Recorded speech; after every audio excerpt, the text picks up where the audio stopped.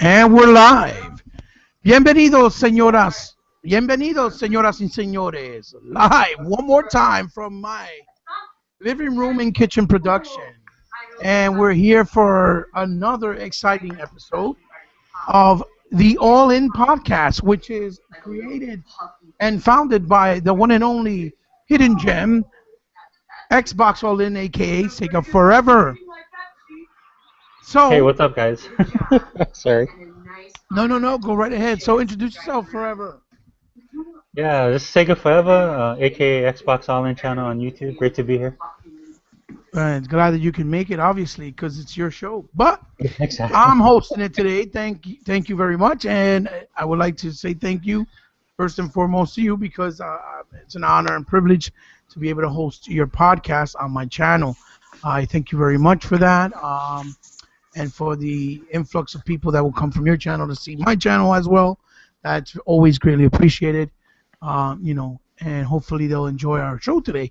And I'm joined also again today by the one and the only, the Don King of Xbox himself, EROK8150. And I didn't mess it up this time because the man's going to Yeah. choke me out because I keep messing it up every time, and I don't blame him. And it's an honor to have him here again today because the man is insightful. He has a lot of wisdom, but he talks from the heart. True gamer from the roots, just like us here, before us, to be quite frank with you. And I'm glad that he can join us here today. So, E-Rock, introduce yourself. Hey guys, it's I don't even know if I can top the introduction. It's EROK8150. It's great to be here finally with Xbox All In, Sega Forever, and always with my man He-Bot, the world's most powerful gamer. It's an honor to be here, guys, and thank you very much. Oh, the honor's all ours. You know how Yeah, it is. definitely. I love speaking with you. Have good times. It's always fun because I like speaking to people that are intelligent and are not so sensitive, because that's the problem nowadays with most guys. They're just too sensitive. They don't like to look at things from the other side of the pond, so to speak. And that's a terrible way to be. I mean, that's all comes from maturity, obviously, and from growth and nature of becoming an adult. And a lot of guys just don't have that nowadays. So when you speak, you kind of feel like you're speaking by yourself. So it's always good to be in something like this that's more formal and more incisive and precise and genuine and respectful, because we're not going to disrespect ourselves in any way, shape, or form. We're too good of friends here, and we like to think of it. I like to think of it, me personally, and I'm pretty sure you guys feel the same, as we're kind of becoming a family within the community. We're just a real good family, which is a nice way to look at it, because that's what makes gaming special. So I'm going to give a couple of shout outs here. And then if you guys would like to give some shout outs, you'd be more than welcome. First and foremost, I'd like to give a shout out to my lovely wife and my family and my kids. I love them very much. And also to intromediagaming.com with my man, Mr. 100, for being kind enough to be part of his movement, and with a lot of wonderful people over there like Miss DeLeon and Pothead Gamer, Pop Off Gamer, Tuck Master, Sure Enough, Cyclonus, Young Kano, and many, many more. These are all different YouTube channels with different perspectives, different feels, different styles, and I think whoever joins and tunes in and sees their material and their channel are going to be in for a great surprise and pleasure and fun, because they all bring their own style, and that's what makes it great.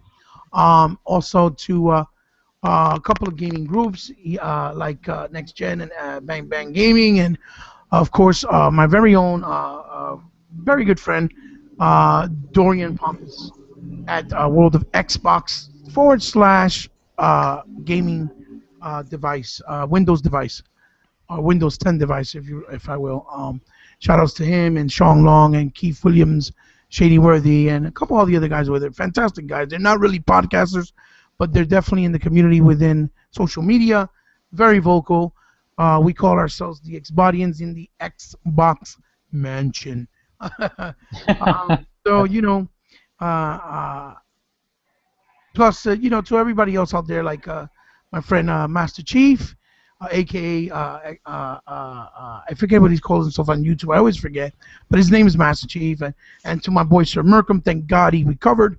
He's doing very well. He was sick and critical because he has multiple sclerosis and one of his lungs collapsed, unfortunately, and he made it through. And thank God he's with us and he's doing well and he's recovering.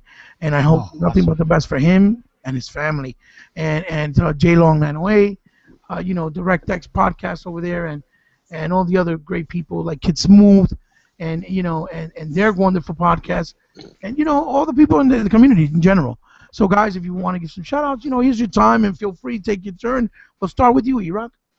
I just want to give a quick shout out to all of the smaller YouTube channels out there, like NWO Prime. I like his stuff. Oh yeah. NSD Spilt MSN. His real name is Caleb. Guys like Big Irv. Yes. All of the smaller YouTubers out there that are trying to get their channels and make their channels grow. Give those guys just check them out, man. Support, yeah. Give them some love because they're trying and they have some really insightful views about gaming, and it's always good to go to their channels and be entertained. It's easy to go to the big YouTube channels, Yes. but you're not going to learn anything from those channels. You're just going to get opinions that have already been recirculated. I like to hear from guys like NWO Prime and Kenny Thomas, 1983. Got to give a shout out to him because these guys, they're coming at it from a different slant, and those are the channels I enjoy. Yes, absolutely. And Drew 111, right? Me, Drew. A lot of these guys are wonderful. I want to get Kenny Thomas and even NWO Prime too to join us one day. I know Kenny Thomas has a sickly father, and it's very hard for him. But Right. it'd be nice to have him one day because he's he's one of those people that gives loves to everybody, and nobody gives him recognition. Nobody, and that's a shame. He's fantastic. Oh yeah, and that definitely Drew 1111, the Welsh gamer, like he's fantastic. I love all his material. One day we definitely have to do a podcast with him. The time difference is brutal because he's over there in the UK, but he's fantastic. Yeah, he's a wonderful person who has wonderful material, very very insightful too, and it comes from the heart. You can tell he comes from the heart. So that's fantastic. Shout outs. Thank you for that, EROK, and shout out to all those wonderful guys and in the community and on gaming in the gaming community in general. Those guys are real heartfelt and deserve some type of following and growth. I hope they continue up the good work and people would acknowledge them because they deserve it. And of course, my man, SEGA Forever. You have any shout outs? Yeah, well, you guys pretty much covered everybody. I like to echo you guys' sentiments. This Xbox YouTube community is growing by leaps and bounds, and it's a beautiful thing. At least I think so. I'm pretty sure you guys feel the same way because, we've come a long way. So, shout out to both of you because I'm glad to be in this podcast. I actually Stop it. You're making me blush. Yeah, well, from both of you guys, I've actually connected to other YouTubers, like you're saying, the smaller channels. I'm actually following people from recommendations that you guys have given, as you shouted them out on your own channels. That's wonderful. Well. So it's really good because you see a whole other perspective. I mean, counter to what the big YouTubers do, which, like you say, gets recycled a lot of that stuff. Right. And it also helps the community grow, and everybody gets to know each other a little bit better. So I think that's awesome. Personal shout outs. I have to shout out Mr. 100 as well. He's been one of those guys that has been pushing for a bigger Xbox community. He went as far as to make his own website, which is really cool. For all the guys, like UK Megas and all the dudes that he hangs out with, you too, He-Bot. And I think that's really good that he did that. So special shout out to him. Two people I want to shout out that I really enjoy their content, and I'd actually like to have them on this show as well. Since we're going to try and make this a regular thing, is Delilah HD. If you ever checked out her channel, she's a smaller channel. When she puts out, she doesn't have a lot of content out there, but the content that she does put out is awesome. Right. And then I've been following a person, Lady Foxfire, who's been kind of growing by leaps and bounds, and she's finally getting that push out there in that YouTube community, Xbox YouTube community, which is cool. And and then of course, again, you guys, man, it's great to be here on the podcast. Get ready. Do the old man club thing and get ready. Old man club. We started all this, buddy. Yeah. We're the leaders. No. Oh, and then two special shout outs to the two guys that I follow from the very get-go. The Big Kahuna and Big also Yes. Worry Wart. yes, War Reward, absolutely. Yeah. Yes, yes. Those are the dogs that always get that gnaw on that old bone, so to speak, but nobody really wants to change it for them, and they don't want to be changed. That's a good Nope. Yeah, they old school. thing. So, for being so kind and genuine to the both of you gentlemen, if you please, will forever, with all due respect, I want to give a shout out to your two little kids because they're becoming stars in their own right, doing little Oh. videos with Fatty. Because I think that's awesome. I wish my kids did it with Thanks. me, but they look at me like I'm crazy, so that's okay. At least Uh, I'm living vicarious through you. well, they don't know any better, so I still got like a little bit of a hold on them. Oh. Yeah, I guess my But they kids are have, smart in that sense. yeah, Yeah, they don't know yeah, any better, right? My kids, right, they're like, Dad, you're crazy. This is my time to shine, not yours. So yeah. I get it. I get it. I'm pretty Uh, sure in a couple of years they'll be locking those doors, which then I'll just have to take them down. yeah, yeah, you're right. You're right. So today's topic is basically going to be our E3 predictions and our E3 thoughts, which is on everybody's mind because, of course, as you know, E3 is around the corner. It's literally like 5 or 6 days away, and I get goosebumps every time around this time because it's like the Super Bowl of gaming, as if you will. And that's one of the main reasons why I have my main man E-Rock here, and I want to start off with his thoughts because I saw a wonderful video he did that he hit so many valid points, but I feel bad because he's so sad, I guess, and bitter maybe to a certain extent. And he's so disappointed, which I can't blame him because all you hear is, talk about hardware, hardware, hardware, hardware, hardware, hardware, VR, VR, VR, and nobody's talking about games. And that's crazy because that's not what E3 is about. E3 was always about hardware, yes, but the main focus was games. What new and innovative titles and new IPs and new ideas were lurking across the pond, and that we were about to get our hands on in the near future, starting from the fall season on. So his video was very insightful. I want people to go check it out, and hopefully I'll be able to put a link on underneath for Sega Forever for all of our channels, so you guys can go check it out. I love the video. I didn't get to comment on it because my phone's acting crazy, so sorry for that, my man and my friend. But I did see it, and he had a lot of valid points, and I feel his pain. I empathize with the man. But E-Rock, with that being said, okay, let's get the horse, in the room, so to speak. The elephant in the room, that everybody, the one with the most weight that everybody has been really talking about. I want to make ours a little different. I want to make ours about the concentration of what games to look forward to as opposed to hardware. But we have to talk about it because it is a possibility. So I guess what I'm asking you, E-Rock, is what are your thoughts of what plans are really lurking behind closed doors from Sony, from Microsoft, and what are the true options and possibilities that you think we might actually see in E3? If it's just a upgraded Slim, the possibilities of Scorpio maybe being the next generation of the next console, or Neo. What are your thoughts, my man? Well, my thoughts. E3 is rapidly approaching. It'll be here next week, and we'll all be tuned into the various channels on YouTube and the various news outlets, digesting all this information. And not to kind of spill the beans because I don't know anything. I'm not an insider like most of these YouTubers claim to be. But the theme, it seems like every E3 has always had a theme, some sort of theme. And the theme of this year's E3 is obviously going to be, again, motion control and the mid-generation hardware replacements, which whether you want them or not, they are coming.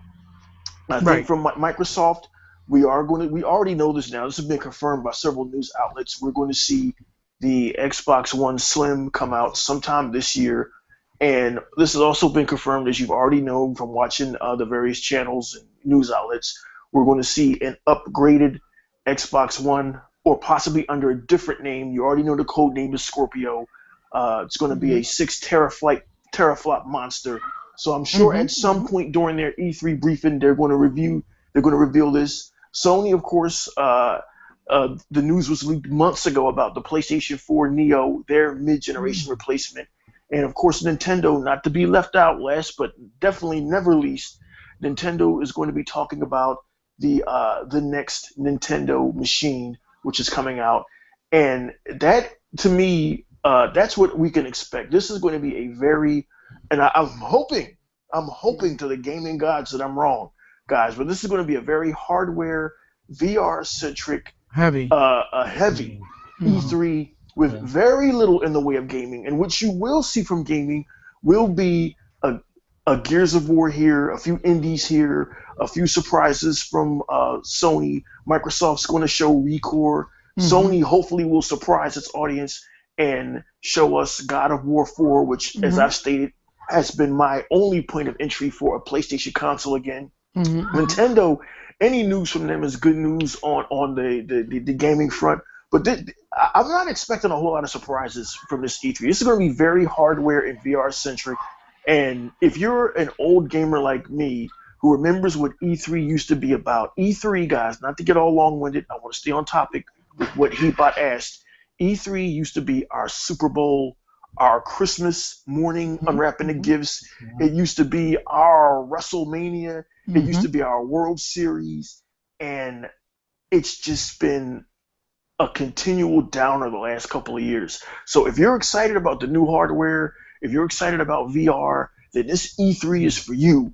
But if you're excited about any new games other than maybe Recore, being surprised with Scalebound, or hopefully God of War, or maybe a new Zelda with more power, more graphics, this is going to be a disappointing E3 for you, dotted in with a ton of hardware, VR, and a huge presence by Electronic Arts, Ubisoft, and Call of Duty. Right. Well, I definitely hope, as you said in your beginning statement of your thoughts, that that's not the case. You know, I'll give my thoughts obviously after Forever goes. But I can understand all all your points that you're coming from. You know, it definitely seems like what you're hearing, and what it seems like it's like the E3 of hardwares. You know, that's what it definitely feels like to this point. But we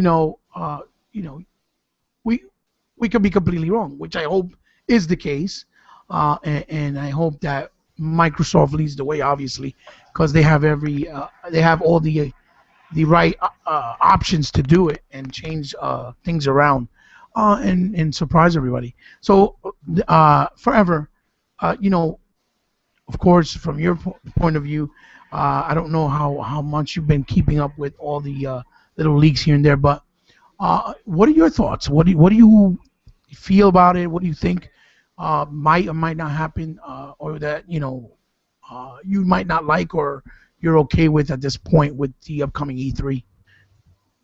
Yeah, I feel a little bit bad because, as you guys know, on my channel, I do more than just video games.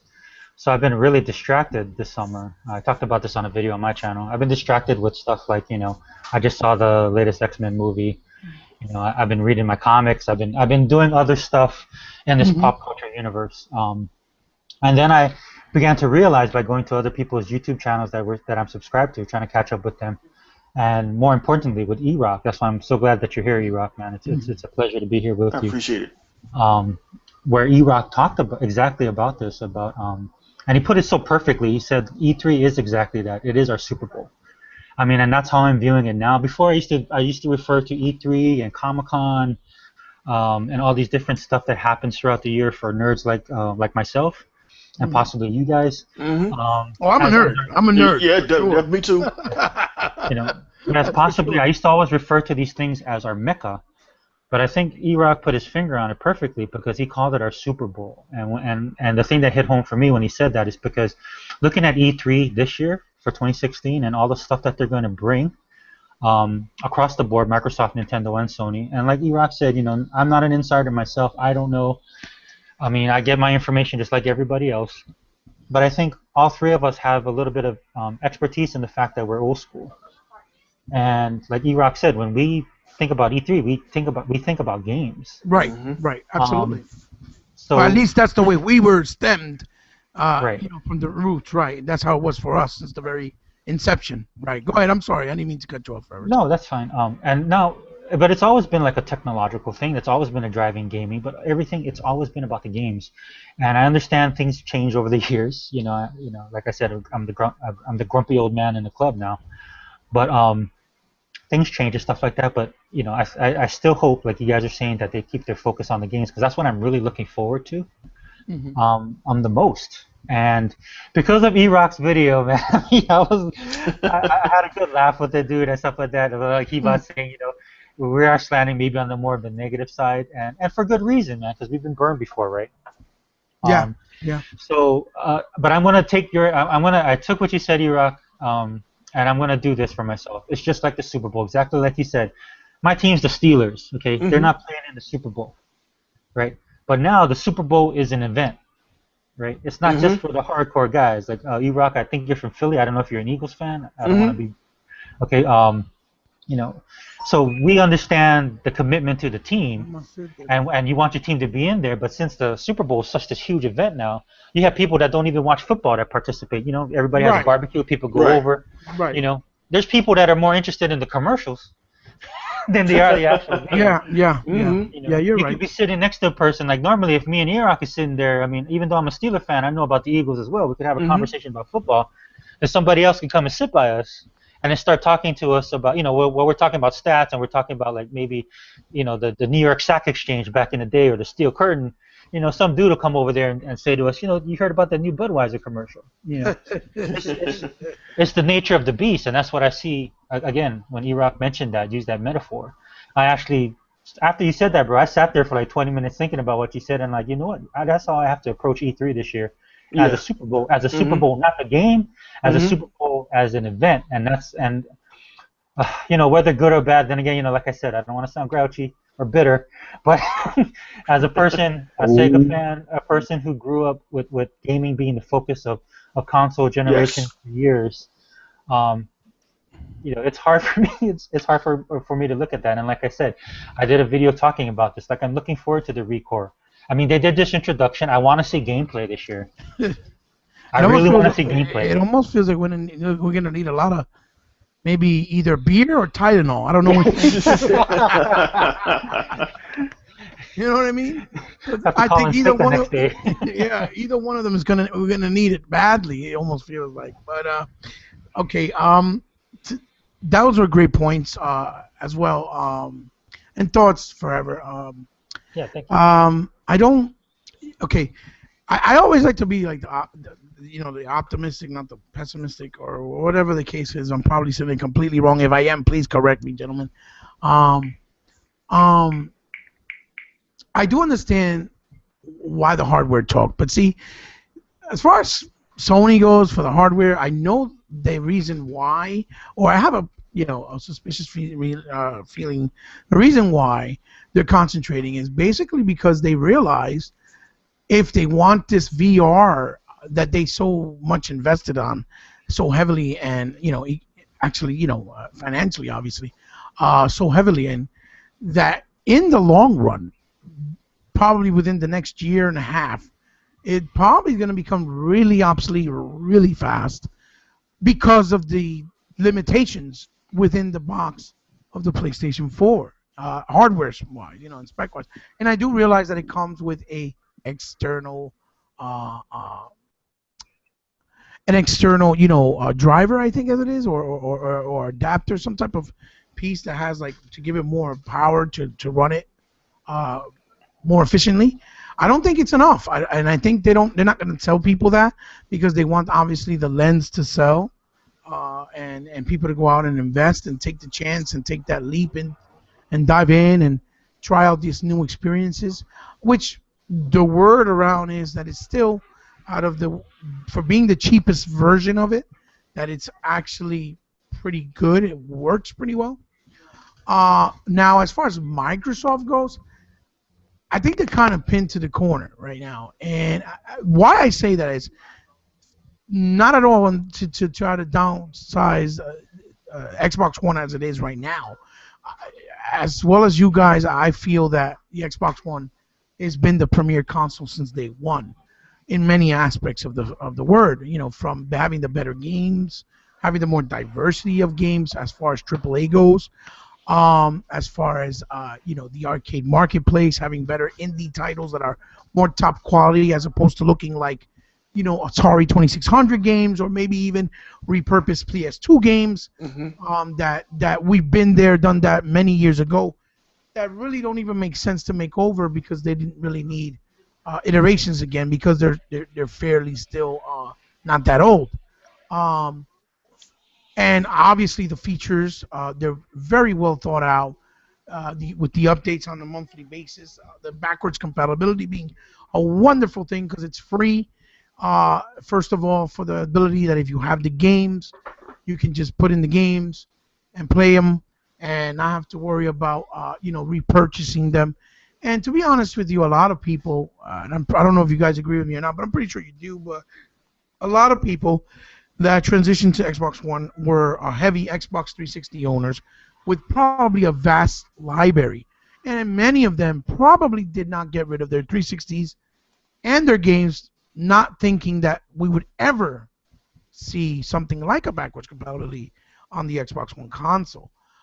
So it makes it a lot easier for the backwards compatibility feature to be utilized and accessed. I believe it's used the most by on the Xbox itself, and when they do the diagnostics and the analyticals, I believe is the most used feature to this point, and it has like millions and millions of people logging in with different games, which is great. And as we all know, with the PlayStation now, it's something you have to pay for, either game for game, monthly, every 3 months, or yearly. And the prices are not really that fair, because even if you spend $240 for the year, once you spend that, the games are still not yours. As opposed to if you go to GameStop or you buy a game used on eBay or Amazon for the 360 and you get it for a couple of dollars, whether it's $5, $6, with shipping included most of the time. Whatever you purchase through the course of that year, it's still your game. It belongs to you. Plus, on top of that, you get to pick the games you want, as opposed to what they give you. That is the games that they choose to put there. And if they have 100 games, 150 games, and you only like 3, that investment doesn't really feel adequate enough. It doesn't feel intelligent or substantial, because you're paying $240 for only to have the licensing rights for only 3 games. And if your connection is not correct and you don't have a high-end speed connection, you also got your latency and all things like that. I don't mean to ramble on the little details and specifics, because we are talking about E3 and the hardware speculations. So I think Xbox really generally didn't need to announce anything, because I think if they keep going forward with just the games and introducing new IPs and new games that people are excited for, or been wanting, or that they didn't expect, they still have a fighting chance. But what I do think they should do, they should put down the price very, very drastic. I know it went down recently to $299, which EROK, I believe you did a video on that as well. But like you said in the video and pointed out, if they're going to make a slim, is kind of like contradicts the decision, the fact of buying one right now. Now, if they cut it down to $199, that would be more comparable and I think more competitive, because it still becomes a choice. But the ramblings is that the new slim model that they're going to make, from what I understand, it's supposed to have 2.0 USB ports. It's supposed to have like more hardware space in it, like more hard drive space. 2 terabytes. Right, 2 terabytes. It's supposed to have a faster hard drive. I don't know if it's a hybrid of the a solid state. I think it's a hybrid of that, but it's supposed to be a faster hard drive. And they're saying that it's going to have a faster clocked, GPU. Running at possibly the same specs of the Neo, which is I think 4.5 teraflops, or even perhaps even faster, which would be, fantastic. And even the possibility of being modular, so that you can upgrade it, I guess, if you don't want to get the possible Scorpion, maybe Scorpio code name that they have. But I really hope that if they do show it, I think that they should keep it brief and just show games. And be honest, first and foremost. Be very transparent. If the game's running on the screen, on stage, they should say this is running on the new hardware of the Slim model, or this is running on the existing Xbox One or on PC, just for the sake of argument, so people won't be saying that they're trying to give us the vertical slice and trying to fool the fan base, because whatever Xbox does, they always get critiqued for. So they might as well just be honest, because they're going to get fired either way. Right. So they have to be very methodical and clear with their message, and that's what I think would give them the key to change this whole perspective thing around, because that's the perception that they're like, oh, they're trying to be the schmucks, they're trying to take advantage of us, the consumers, when in reality they're the only ones that have been completely vocal and honest since day one. Yeah, they've been catering to us since day one. Right. Plus they honestly came out and said, listen, we're going to try something new. It's called DRM, as opposed to Sony when they were doing it, and they admitted it afterwards with proof in the articles, and Yoshida himself said it, and yet they never, even tried to. Nobody called them on it. Right. Nobody called them out, but they never tried to properly or appropriately apologize to their audience as well, just out of being, classy as a company, as a whole. So I do hope that they don't speak a lot about hardware. I do think their Scorpio is probably the start of the next generation for them, for the next gen consoles. That's why I think they might not come out till probably next Christmas or maybe early 2018, which I think is great, because that means the Xbox One at least would have had a 5-year lifespan. It does feel like just yesterday, though, to be honest. I'm with EROK in that sense. Yeah. And I do think these consoles have potential, but that's how it's been from the very beginning. We never had what happened last generation, and last generation was just too good to be true. Like, nobody would ever thought it would have lasted as long as it had as many good games as it did, and have so much good smooth sailing as it did, even though the Xbox had that big, red ring incident, but they handled it so well that it was not even prevalent. You couldn't really tell, except for if you were on social media in the forums, people complaining about it, like if they were paying for it, because in reality they weren't even paying for it. They did it for free. Mm-hmm. They paid for everything, even for the shipping, as you guys know. So I mean, I don't know why people complain about it. I get it. You have to wait for your box to come back, but even if they couldn't fix it, they would send you a brand new 360. And then they did until they did the new slimmer models and the Elite model, which basically fixed all that. So those are my thoughts. And there's also one more thing, I'm sorry, that I think is smart on their part, is that they didn't invest in VR out of their pocket.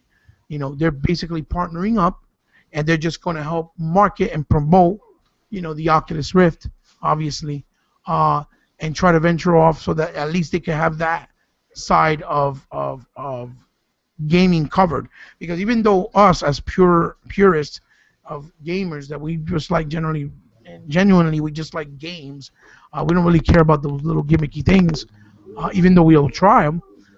There is people out there, especially for the newer generation, that are going to want to see what VR is and are curious to see what VR is. And it's good that they're giving them that option on the Xbox front, because a lot of people will go out and buy a PlayStation again just to try the VR, believe it or not. And I think I truly believe that. Maybe not in bulks, but some people will. And so to prevent that, if you offer it on this side as well, I think it was smart for them to do a partnership and partner up for that, because at least we have all options covered, and which is something Microsoft does well, and you guys know that. Microsoft covers all the bases in all the corners, almost in every generation. They just don't get, they won't talk about it. People won't give them the credit for it, especially in the media, but they always cover all aspects of all the corners, to make everybody happy,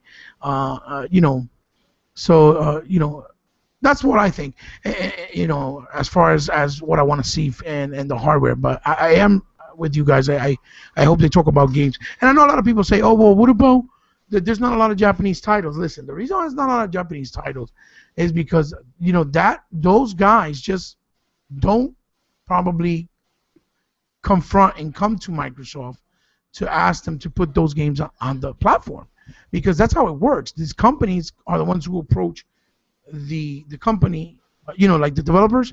They approach the company and say, listen, we would like to put this game on your platform to see how it does and see if it sells. And that's where they make the deals. It's not that Microsoft goes to them. Microsoft tells them what they got to do, but they don't really go after them. That's how it works with the indie program as well, if I'm not mistaken. You got to come to them, show them what you got, present it to them, and then they'll make a deal with you. So a lot of people that think that they don't have Japanese titles because Microsoft is just catering only to the American Western market, you're very wrong. That's not how it works. They got the Japanese, that Japanese market is dry. I mean, we know this. We're Sega guys from back in the day, man. Ever since the late '90s, when they were trying to transition trying to keep it Japanese with a slight Western touch, it's never really taken off, and it's shrunk so badly. Right. Yeah, it's not Microsoft's fault, dude. It's just the way the industry has gone. Right. So I mean, three words. Tokyo Game Show. There you go. Oh yeah. Words, yeah. Well, the Tokyo Game, EROK, how do you feel? The Tokyo Game Show used to be, if not bigger than the American E3 at one point. Well, I mean, in the '90s, in the early 2000s, especially during the PlayStation 2 era, and even in the beginning of the PlayStation 3 era, the Tokyo Game Show that was the hot ticket, and coming up in the '90s and the 2000s, Japanese development was all the rage. But I mean, anytime that the former creator of the Dead Alive series comes out and says, "Hey, listen, man, Japanese game development is dead." I mean, he basically said that out of his mouth a couple of years ago. Yeah, I remember that. Their output has been anemic, and I know the PlayStation fans will name a whole bunch of Japanese games that we've never heard of and that they'll never play and say Japanese gaming isn't dead. Dude, I remember back in the late '90s and early 2000s that when a new Final Fantasy came out, the world stopped. I remember when that commercial for Final Fantasy VII came out back in 1997 or 98 or whatever it was. The world stopped, dude. Okay? I live in a hood, and my next door neighbor, his kid, when he was a kid, was like, "Oh man, I gotta get that Final Fantasy VII." These are black people in the hood. Like, I gotta get this Japanese game with this kid with spiky hair and a 1,000-foot-long sword. So there's been a huge divide in that, and part of that's been because in the early 2000s, American development houses and English development houses like Lionhead Studios and BioWare, the makers of Star Wars, Knights of the Old Republic, and Rockstar here in America came up, stepped up, and said, "This is how you make a game." The Japanese presence has been less how you evolve and less. So, like All In said, man, the landscape has changed, and it's like the wrestling business, man. I don't know if we're ever going to get back to that. I don't know if we're ever going to get back to being excited about a Tekken. I don't know if we're ever going to. You guys remember how big Tekken was? I don't know if we're ever going to get back to being excited about a Soul Calibur again. And I love Namco. I don't know if we're ever going to get excited about a Final Fantasy again. I know some guys are hyped for Final Fantasy 15, which graphically looks amazing, but that excitement just isn't there anymore from these Japanese developers. It's not even there from the American development. Right. But to touch a little bit base on a topic, on one of those the points that you pointed out right now, the thing is the problem is, okay, a lot of those RPGs from back in the day, they were basically turn-based, most of them, like 95%, 90%. And I think the turn-based element of gaming right now has become so niche because they just so slow-paced, and they feel dated. Not that they're bad. I'm not saying that. They just feel very dated, and I think that's why this developers of Final Fantasy, in particular with the Final Fantasy VII, they're trying to change the old gameplay mechanics. And shout out to Zobi, because I know, no disrespect to him, I know he loves his turn-based. The man is passionate, and you can't hate him for that. He has every right to, and he is a gamer, at heart. He loves his Japanese gamings and stuff. But the problem is that there's just too much. Most games are now based off multiplayer style, right? And what is the biggest and most, fundamental aspect of multiplayer gaming is called quick pace. It's the fast pace element of multiplayer, and that is what people, I guess, drives their adrenaline or drives them, excited. Like, why, they like that quick pace, run and gun or sword play that some games offer, and that's what they like. So they can't. Maybe it's almost like they can't keep their attention to something like a turn-based. You know what I mean? So that's why I'm kind of happy that they are giving you that gameplay style in Final Fantasy VII, the remake, where it's more of a free base, feels more like a hack and slash mixed with RPG. But it would be nice, and I don't know if that's even possible, but it would be nice if they also gave the option that you can play it in turn-based for the old school turn-based fans and fanatics, so that they can feel justified, I guess, also. I don't know how you guys feel about that, but that's just my thoughts on why Japanese gaming has died a lot. Their games just feel dated in comparison to how gaming has evolved, especially with things like Gears of War and Halo and Uncharted and so many others, like what you mentioned, like KOTOR and from BioWare, and you know what I mean. It's just different. The game has evolved too much in through the years, and it just feels like they haven't evolved with gaming. You know what I mean? They feel like they've been left behind and they're stuck in that era. Well, but they I'll just say this. They kind of chose that. Because Right. it is a cultural thing. Right. Like, if you guys, I'm pretty sure we're all into the same kind of stuff. I like Japanese pop culture. Yes, absolutely. The thing about it is like EROK was saying, there was a time when there was developers, and it was like the DOA guy, like EROK said, and there's a couple other big wigs. I'm sorry, I can't remember the names right now. Mm-hmm. But they were coming out and preaching that because they could see that market shrinking. Because fans like us, like like you said, hat tip to Zobi 70. I'm exactly like Zobi, man. I like that old school stuff, but we're shrinking. We're no longer dominant in this industry right now. The people that are dominant in this industry enjoy different types of games. Right. And the bad thing, and these developers saw that happening. These Japanese developers saw that happening, and they were preaching that gospel. But their industry, people tried to do it. Sega tried to do that. You remember that RPG gun game Sega had? I'm drawing a blank on it. What's it called? It's an RPG? Yeah, it's an RPG, but it has a... Gosh, I have the game right over here in my collection. But it's a game that's turn-based. Okay. It has RPG elements, but it features guns, because at that time... Oh, you're talking about Valkyrian Chronicles. Is that what it is? Right? Is it that one? Yeah.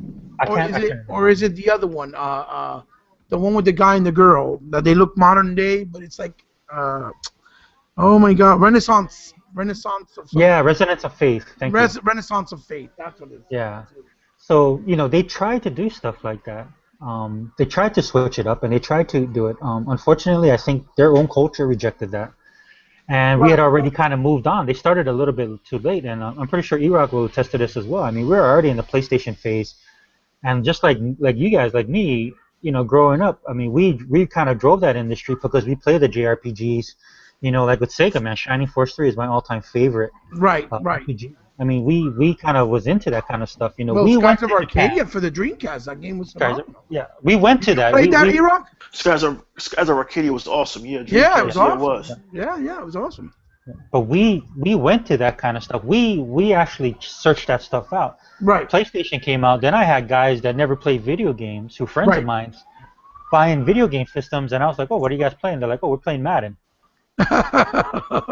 These were guys like, hey man, you said about the hood, bro. I was a brown dude in the hood, man. So all of my, who eat eggs every day. Well, EROK, so we didn't have that. We didn't have that. Right.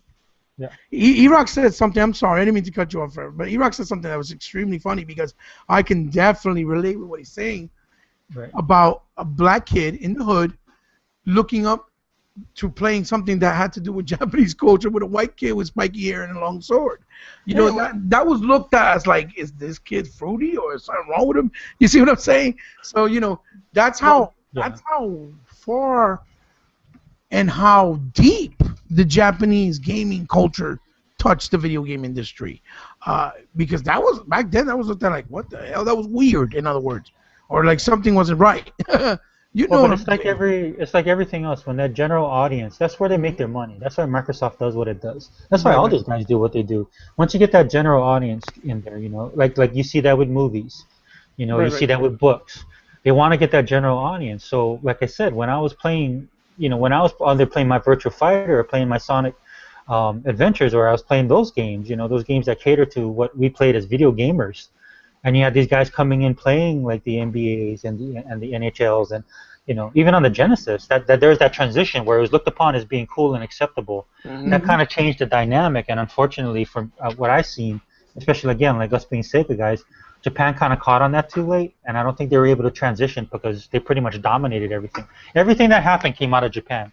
You guys Right. remember reading Next Generation and all those Yep. magazines we read back in the day? Right, right, right. Everything Japan set the standard, and as Yes. Japan went, our industry went. Right. you know. And Right. then, but in that 90s, like EROK was saying perfectly, I mean, in that 90s to 2000 period, that started to change. And when that Yeah. started to change, that's when the industry over there started shrinking. Right. Right. So, Right. sorry, go ahead, Well, guys. no, no, very, very well said. I mean, it's great. Iraq, remember when we did that podcast and you were talking about that with me with your boy when you went to your boy's house, and you're like, hey guys, have you tried this game out? This game is great.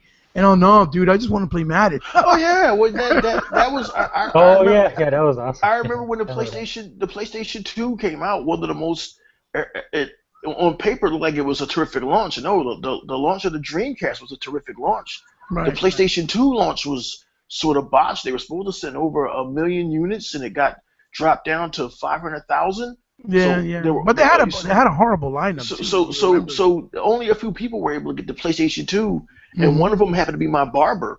And my barber, you go over there and these guys, so what are you guys gonna play for your PlayStation 2 here in the barber shop? Oh no, man, we just got it for Madden.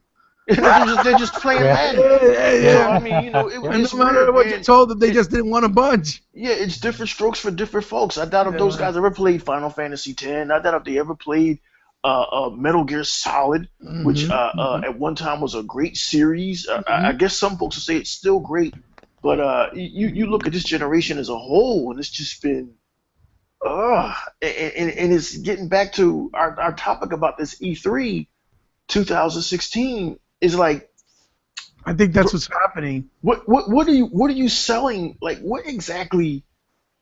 You're going to show us Recore. You're going to show us Gears of War 4. Your PlayStation's going to maybe surprise us with a few surprises, but basically you're showing us games that are closing out this generation, and Right. people are going to buy these games. But oh my God, to me this E3 2016, I'm going to watch it because I'm anxious to see what Recore is about. I want Fingers to play crossed. it. It's a tough sell to say, hey guys, Gears of War's coming. Oh, by the way, the Right. the, the, Right. the more powerful consoles coming out next year, and it's like, and I'm still sitting around waiting for Cuphead. I'm still waiting for Ghost of a Tale, which was this game they Mm-hmm. showed at E3 oh yeah, that 2014 from looked good. Microsoft about Yeah, this that looked little awesome. mouse in medieval times. And I'm Yeah. sure Yeah. the Sony faithful are still waiting for the last Guardian.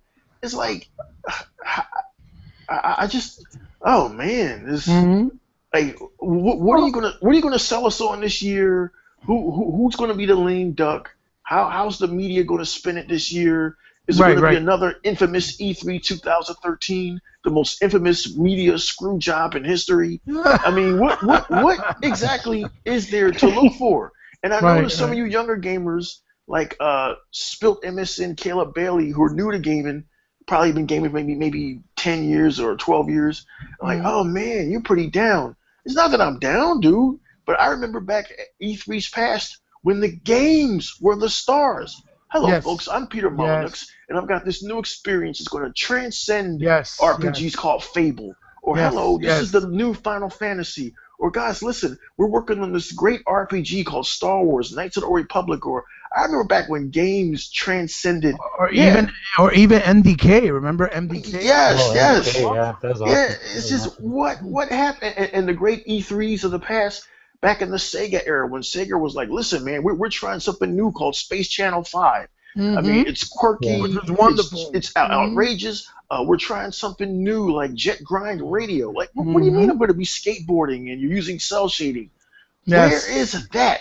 Now that E3 2013, as maligned as it was, as the media was against Microsoft, Yes. Microsoft actually said, "Listen, man, we got this game coming out called Sunset Overdrive, and Yes. it's this Yeah. mismatch of all of this stuff, and it's bright and it's colorful, and I just haven't seen It was that wonderfully kind different. of excitement anymore. There's been a surprise or two, like The Witcher. The Witcher was a Hmm. very surprising, substantial game that had content, Yes. Yes. and Yes. I watched a lot of these YouTubers, guys who I love, guys who are my mentors, like, oh man, I have a big YouTube channel and I bought all these games, but I'm not going to finish them. I'm not going to be able to finish The Witcher, and I'm like, dude. If anything, The Witcher 3 is why we bought these damn consoles in the first place. Right. Right. But all You're I hear talking you, about as far as the as the far as feel as far of as the next gen that the game has. yes, and pushing the envelope, that Right. Right. Right. Right. and Sunset Overdrive, and Even all. Quantum Break. Even Yeah. Quantum Break. Oh yeah, and Quantum Break, which Hmm. everybody was like, oh well, Quantum Quick, and it was over so fast, and but at least they tried something different Right. narratively. Yeah. I True. really enjoyed that game. I enjoyed Yeah. that game Quantum a Break lot. was awesome. I Yeah. thought that game It's was awesome. ballsy as hell. But it's Hmm. just like I don't know. I'm asking you guys. I'm asking the audience. How do you sell this year's E3 2016?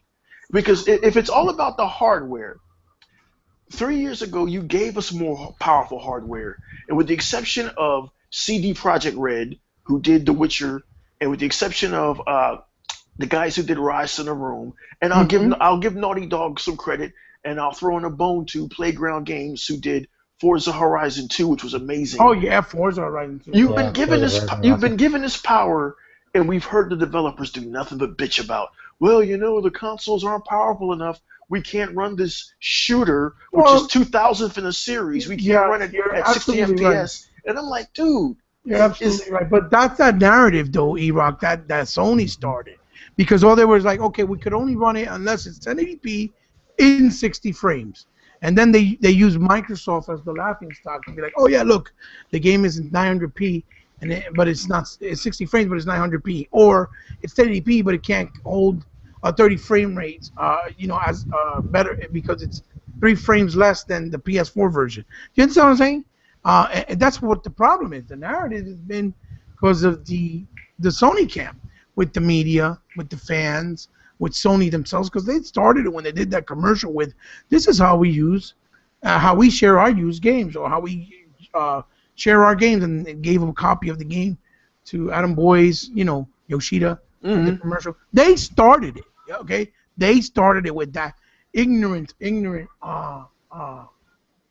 advertisement, which was ingenious because, okay, it was fun, but what people didn't know behind the closed doors was that they were going to do the same thing, and they cowered out. They acted like, no, we weren't going to do this, and then later on you find out, yeah, they did, but they got the pass because they already made everybody think, oh yeah, look, we're for the gamers. You understand what I'm saying? Yeah. The fact that they still, to this point, they only have two real worth worth games to own, like something like a Bloodborne and the Uncharted 4, which one is theirs in house, and then one obviously is from a third party. But to be honest, Bloodborne is just basically another Dark Souls, just Mm-hmm. a different version of it, or a different iteration of it. Just like Uncharted, yeah, it has the prettier graphics and bells and whistles, and a couple more here, different little trickeries here and there that they implemented that were basically stemmed from other games like Metal Gear Solid, Assassin's Creed, Sonic Adventure. To be honest, Mm-hmm. um, there was no really new ideas, but at least the story and the narrative, that you could tell that they try to put a heart and soul into it, which is a good thing, because the fans deserve it of the series. Apart from those two games, what have they really given their fans? Not much, because even their updates and all the things that they have as far as features have all been ideas and thoughts that were copied from Microsoft that they originally offered. And then I know the audience and you guys are gonna be like, oh my god, we hate it now that we invited this guy to this podcast. We can't exactly let Microsoft off the hook because you guys know I'm an Xbox guy for life now, but I mean you cancel Fable Legends.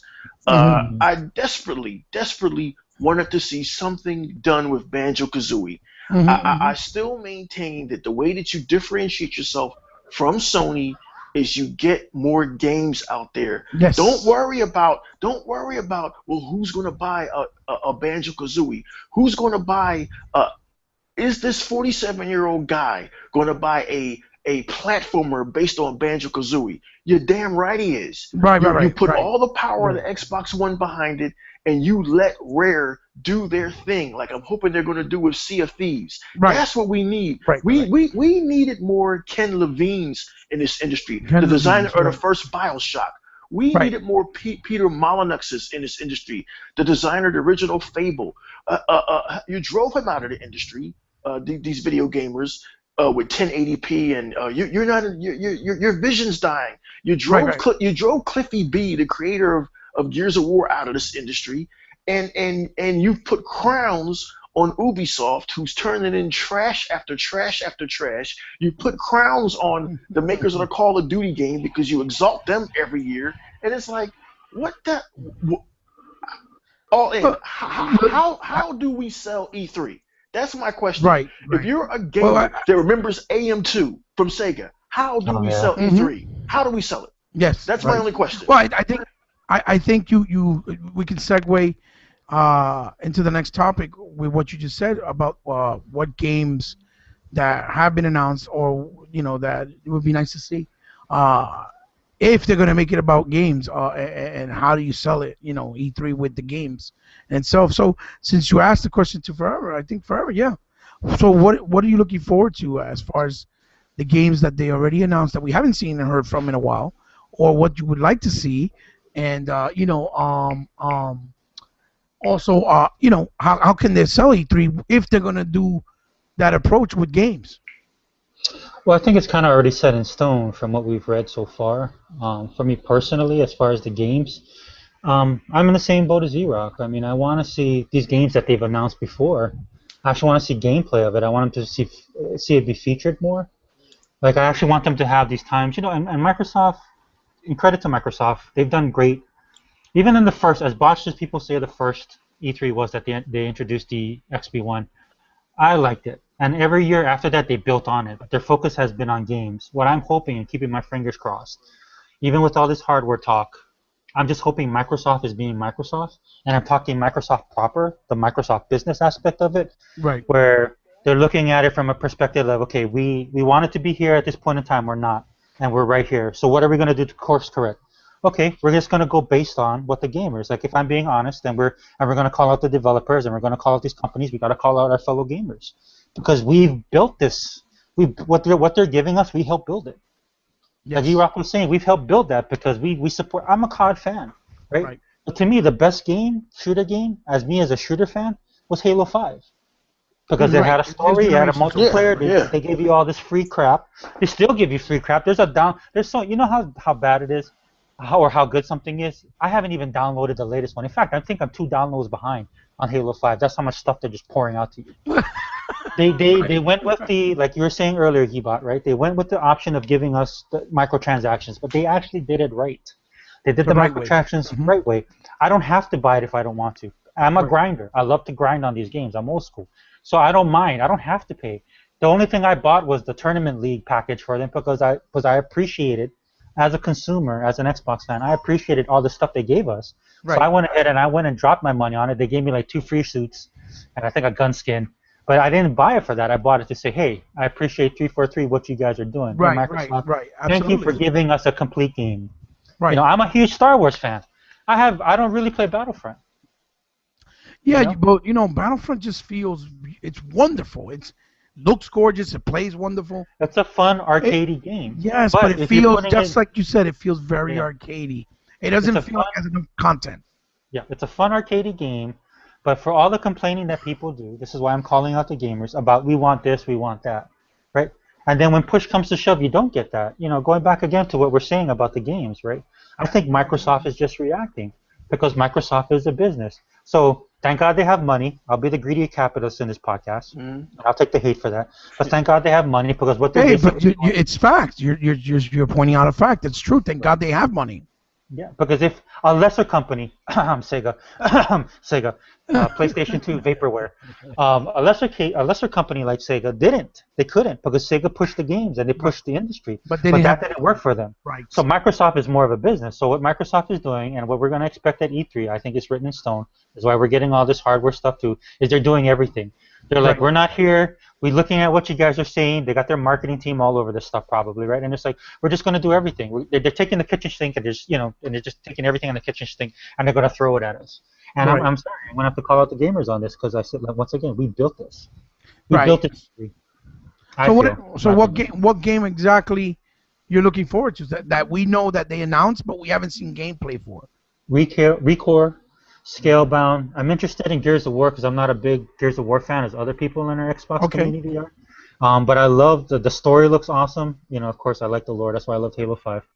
Um, and they're doing a lot of different things. They're taking their franchises. Yes, we're bringing it forward, but they're also incorporating other things to keep it fresh, which I think, it's like what Marvel does with their movies, right? Well, we're gonna have Avengers up 10 million pretty soon, but what they do is they take stuff and they build on what they have and they incorporate new stuff to keep it fresh for the old audience, the audience that's in it, and then the new audience to come. So I think that's what Microsoft is doing. I hope that's what they do.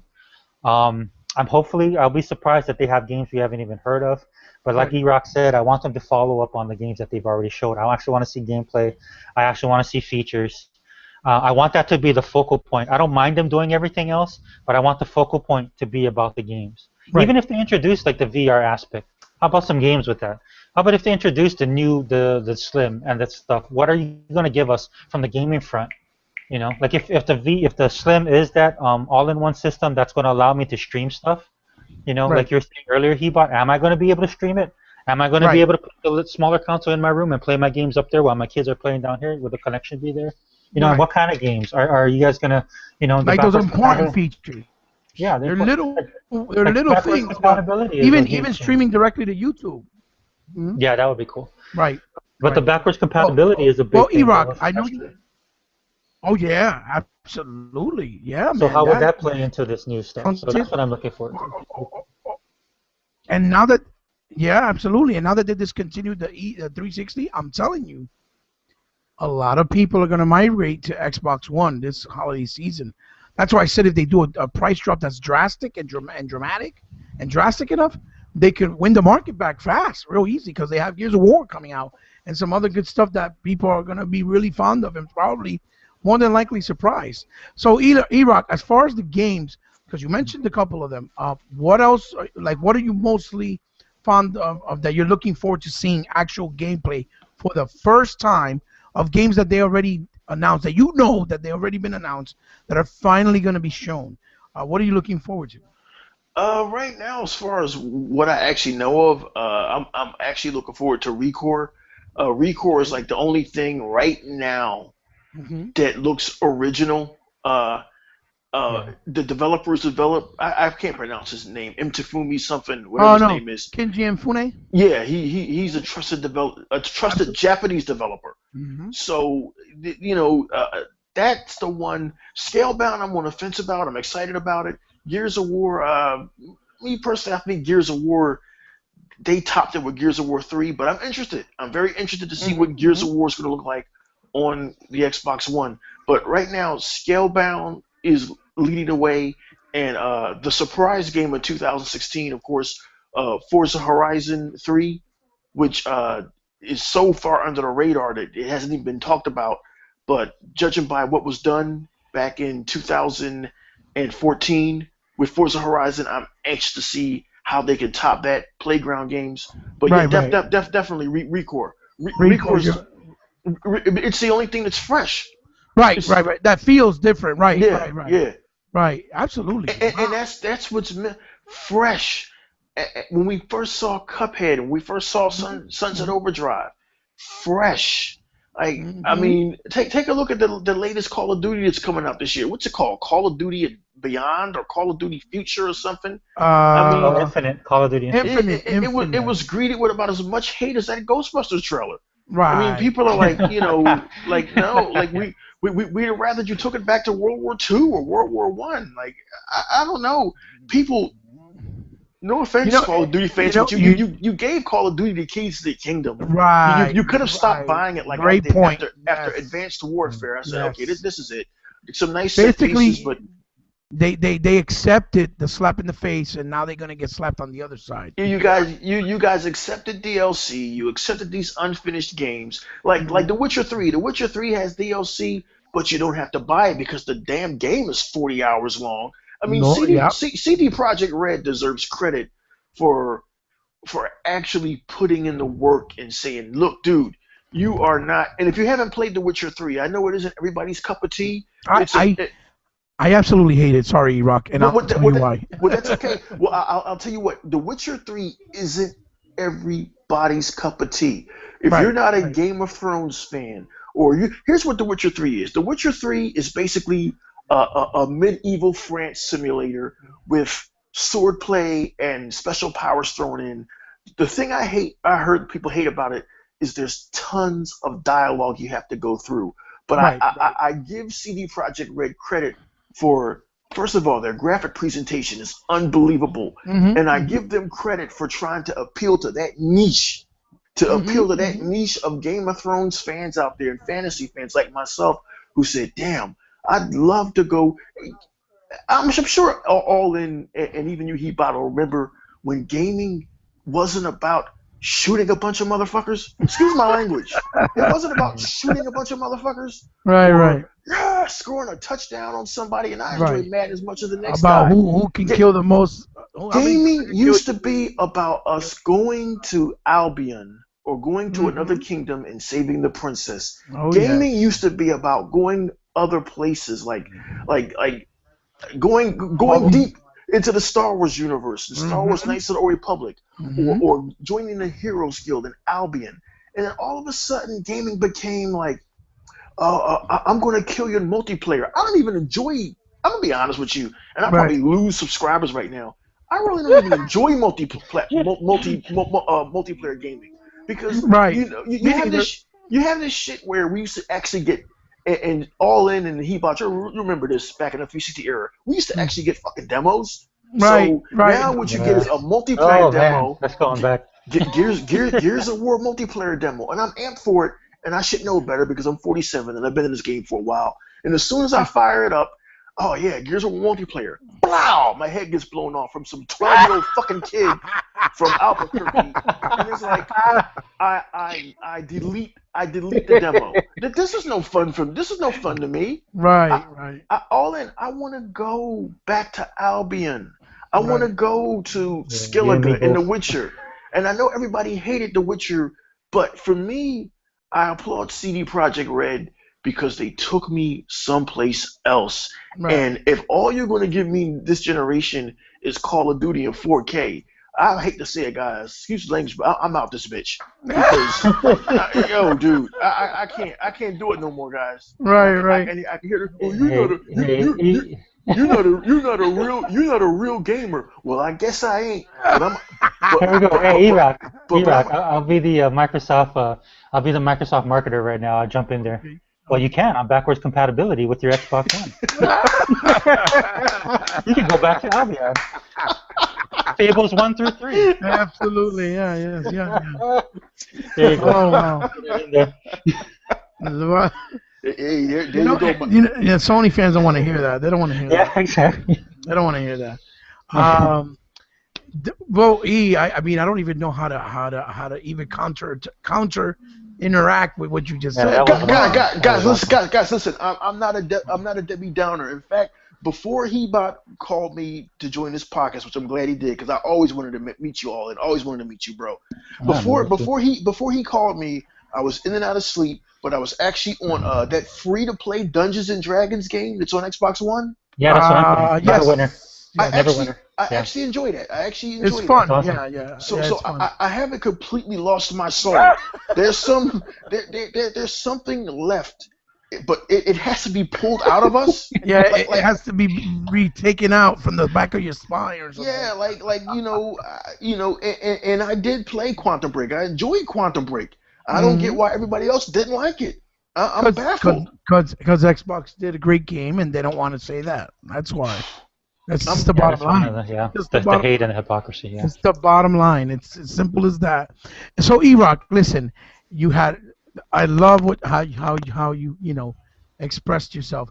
But what I want to touch base on, my thoughts about it with the games that I want to see, but I will say now. But what I wanted to tell you, the reason why I hate The Witcher 3 is basically very simple. I don't have the time to Oh yeah, play the game. dude, you're not. I'm in the yep. I'm the same way, bro. That's I have it. 2 kids. I can't I play these with my don't. kids in the living room. I don't want to invest myself in a game that I will probably enjoy very much, even though I'm not too fond of doing the little Side quest and all that stuff. well, not side quests only, but they call it like the little chores Yeah, yeah. for people that are considered the side quests. I'm not really too fond of that, but I believe they're optional in some cases, so that's a good thing. And that's the reason why. That's why I The game. Yeah, well, here's the thing with The Witcher. There's a YouTuber out there who I'm good friends with. Everybody knows, Kid Smooth, and Kid Smooth was thinking that he was gonna, because the bigger YouTubers, they get a lot of games and they like to play through the games fast so that they can review them and move on to the next game. Right. And he was like, "Yo, man, I just got to the Bloody Baron on The Witcher." I said, "Dude, you're not going to finish that section." Let me see. It was about June. I said, "You're not going to finish that section until August." Like, dude, you might as well. You're not finishing. You're not finishing The Witcher. The Witcher was like Star Wars: Knights of the Old Republic, where you're going to be on that game for months. Right. Well, I mean, there's some kids out there that are no lifers and they beat the game. They've actually been in every DLC, but that's because they have 24-hour sessions, 48-hour sessions. Yeah, you got kids in a life. Which is a bad choice. You're not. Yeah. That's some psychopath stuff, though. Yeah. I can't do that. I'll be out before within the third hour. I'll probably be lights out. I'll be like, I can't do it.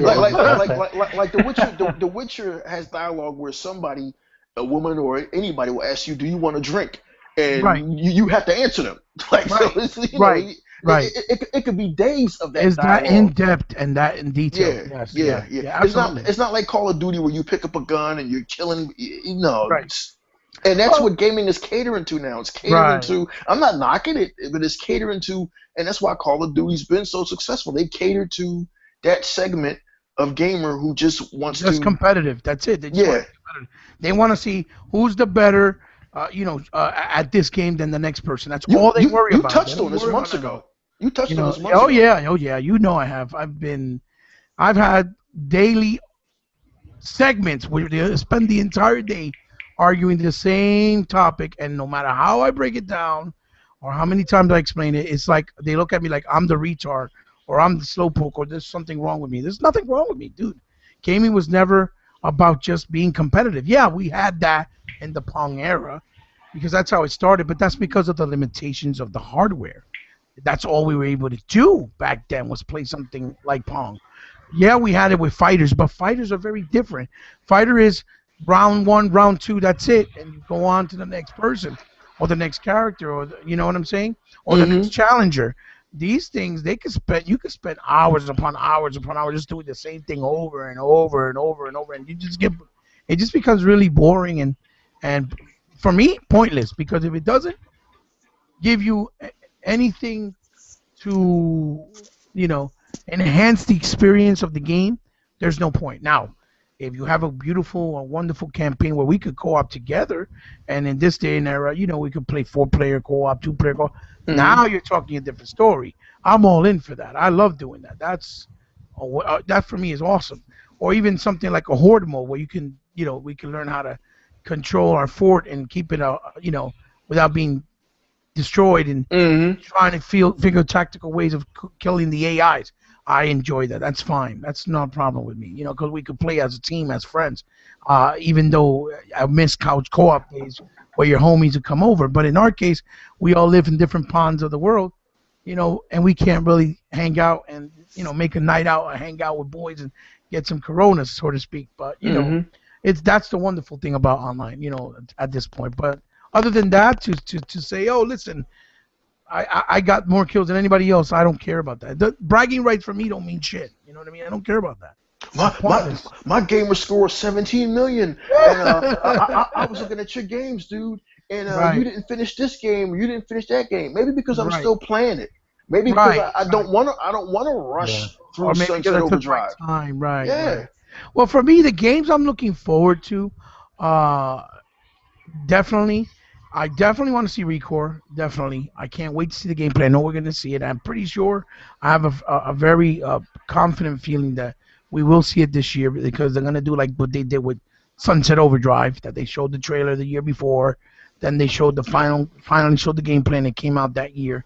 I really think it's going to be a mixture of like Legend of Zelda, perhaps mix. It's gonna feel like that Beyond Good and Evil game. Have you guys ever played Beyond Good and Evil? Beyond Good and Evil, yeah, That with it, that that it was reporter, yeah. right with the little Yeah. pig and Hmm. the little girl that was a photographer. It's gonna have that type of feel, like something really different and fresh. Uh, I hope that it gives you the like different gameplay styles, like riding on vehicles, maybe flying on airplanes, kites, whatever. You know what I mean? Skis, whatever. I like when they do that in games, that they put different gameplay elements. I think that's missing a lot in these games nowadays. Most games is if it's a fighter, that's all it is, or if it's a shooter, that's all it is. Doesn't really give you a lot of different variations within the gameplay. Hmm. I'm definitely looking forward to Scalebound more than anything. That's my most anticipated game, and the reason for it is because I love dragons. I'm a dragon fanatic. That's why I love Panzer Dragoon. It's probably my all-time favorite game of all time as a series. Um, I loved Lair. That's why I loved Crimson Dragon when it was introduced. That's one of the reasons why I chose Xbox before anything anyway, because it had Killer Instincts reimagined, reborn, which looked Hmm. phenomenal. It had Crimson Dragon. Obviously, I love Roman times. I love God of War, and when I saw Rise, I was like, Yes. I was on the floor. I was like, no, no, no, no, no. I need this Hmm. because I just love that type Yeah. of era. So I'm definitely looking forward and plus the fact that you're going to be able to play 4-player co-op for in a Western style JRPG Hmm. in Scalebound. That's another thing that I'm looking forward to. I can't wait to see how it works. I hope they use the cloud, and I'm pretty sure that I hope they use everything, all their servers for Microsoft servers, since they own the IP. And I think it'll be fun. Like I can't wait to have play with you guys with a couple other of my friends together. I think it's gonna be a kick ass. So I'm really looking forward to Scalebound. That's And, just and let's hope we actually see a playable segment right of with the 4-player, right? well, I'm talking about of Sea of Thieves Oh yeah, from I was Rare. gonna get to that. Yeah, Sea of Thieves definitely. I want to see Sea of Thieves. I definitely want to see Sea of Thieves. I hope it's not only RPG heavy. I mean, I know it's that's what they're going for, but I hope it has other rare elements in there, like maybe action adventure with a little bit of platforming as well. Maybe that's it won't happen, but I hope that it has something, that rare feel flair at least. Oh, the flavor, right? That rare Right, flavor. right, Yeah. right. And that they just don't. That when I play it, it just doesn't feel like a rare game, but it looks Yeah. like a rare game. You know what I mean? Doesn't feel vanilla. Yeah. That it doesn't just look like a rare game, Right. but it also feels like a rare game. If that makes any sense, I don't know how to even explain it, but No, it's just like Fable Legends. That's why I liked Fable Legends because it Yes. wasn't. It had that fable, those feel fableisms in there, man. The right, right, characters you actually identified with, and it had that right, humor. It You was know. the first Fable game since Fable 2, because let's face it, Fable 3 was a disaster, and Mhm. the other Fable, that Fable Connect game, that was a disaster Oh, too. the journey. Yeah. Fable Okay. Legends I mean, felt like a Fable game. It felt like like it was trying to go Fable. back to the Fable Yes, style, right? yes, Mhm. yes.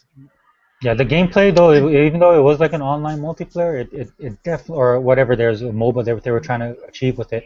I know people have problems with that, but I mean the Well, they actual were the feel of it felt they so did good. say right, right, but they did say they were going to do a campaign in the game, which a lot of people tend to forget when they showed the presentation. They said it was going to be a campaign, and they Yeah. showed the multiplayer aspect of it.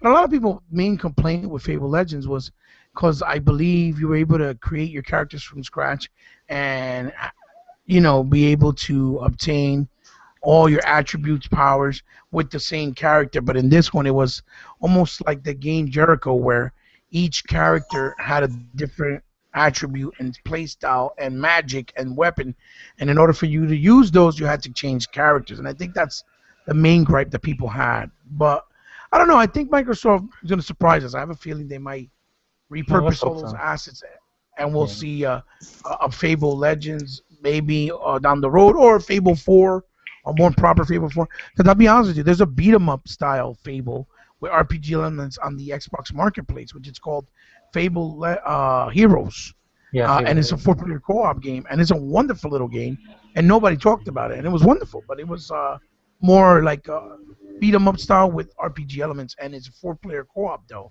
which made it a lot of fun. And I was playing it with my kids, and we never got back to it because we just never had the time. But I enjoyed that one very much so, and of course, Fable Journey was a Connect game. But I also am looking forward to what EROK said earlier. I definitely want to see Cuphead big time at final form. I want a release date, and I definitely want a release date for Below, Ashen, Ghost of the Tales. I definitely want a release date for Wolf because it was acquired again by another company or a developer.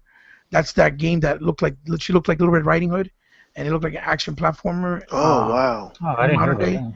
I don't know if you guys ever you guys never seen it. If you could look it I up on haven't. YouTube, it's called Wolf. I forget the tagline after it. They showed it on the first E3 in 2013 when they showed Ghost of a Tale. EROK. They showed Hmm. it in the slide reel. Okay. It was presented there. It looked really awesome, and I'm looking and it was almost 80% done, but they had to close down because they didn't have enough money. The people that created it, but then they just found recently, like 2 months ago, a founder. They found a publisher and a developer that bought it, and they sold them all the assets that were done already. And what they said was that it was going to either come out by the end of this year or the beginning of 2017. So I'm crossing my fingers. Now, the way I want to see those games brought back, to be honest with you, is through Xbox Live or a summer of arcades. I want Microsoft to bring that back. I think it would be wonderful Yeah, where that was awesome.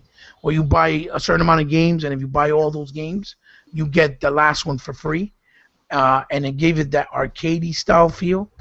I think that would be wonderful. I want them to bring that back. So I'm looking forward to that. I definitely want to see Crackdown. I want to see how Yeah. Crackdown plays out, especially with the cloud computing, because we haven't really seen how the cloud really works in action with a game with 100 people at once with a 100% completely destructible environment. And that's going to be something else. I want to see that, and Halo Wars 2 I'm not really fond of, but I know a lot of people like it, so it'll probably be Yeah, a big I hit. like the first one. Yeah, I heard. So it'll Mhm. probably be a big hit, even though it doesn't cater to me. But I'll probably take a look at it just to see it. Um, and I also want to see Gears of War. I think Gears of War is going to knock us off our seats. It's going to give us that feeling we had with the original, even though it may not be a new franchise. But I think they're going to bring a lot of love and a lot of new um, you know, play styles to revamp the franchise to make it feel fresh, and like it did to us when we first played on 360. I did see that the collector's edition brings a motorcycle statue with Marcus' son. So I'm hoping there's a nice little segment there where you're on motorcycles, rocking and kicking ass on with the locusts and stuff like that. So I can't wait, or whatever the new guys are, because I don't think they're even called locusts. Uh, uh, and Rod he knows what he's doing. He's from where it originally started. So I definitely can't wait for that. So I can kick ass and play with you guys as well. So that's what I want to see. Um, as far as what we haven't seen in gameplay form, but we know is coming. And and one more Horizon. I know it's probably going to be Horizon 3 more than likely, and Ramblings on the Streets is that it takes place in Australia. But it'd be kind of nice to see Forza do kind of like a street style racing, kind of like the Need for Speed Underground, even though they got that covered. But it would be nice to see either Turn 10 or even the guys who created Forza Horizon, their take on it. I think that would be perfect, actually, uh, and give it like their flavor and style.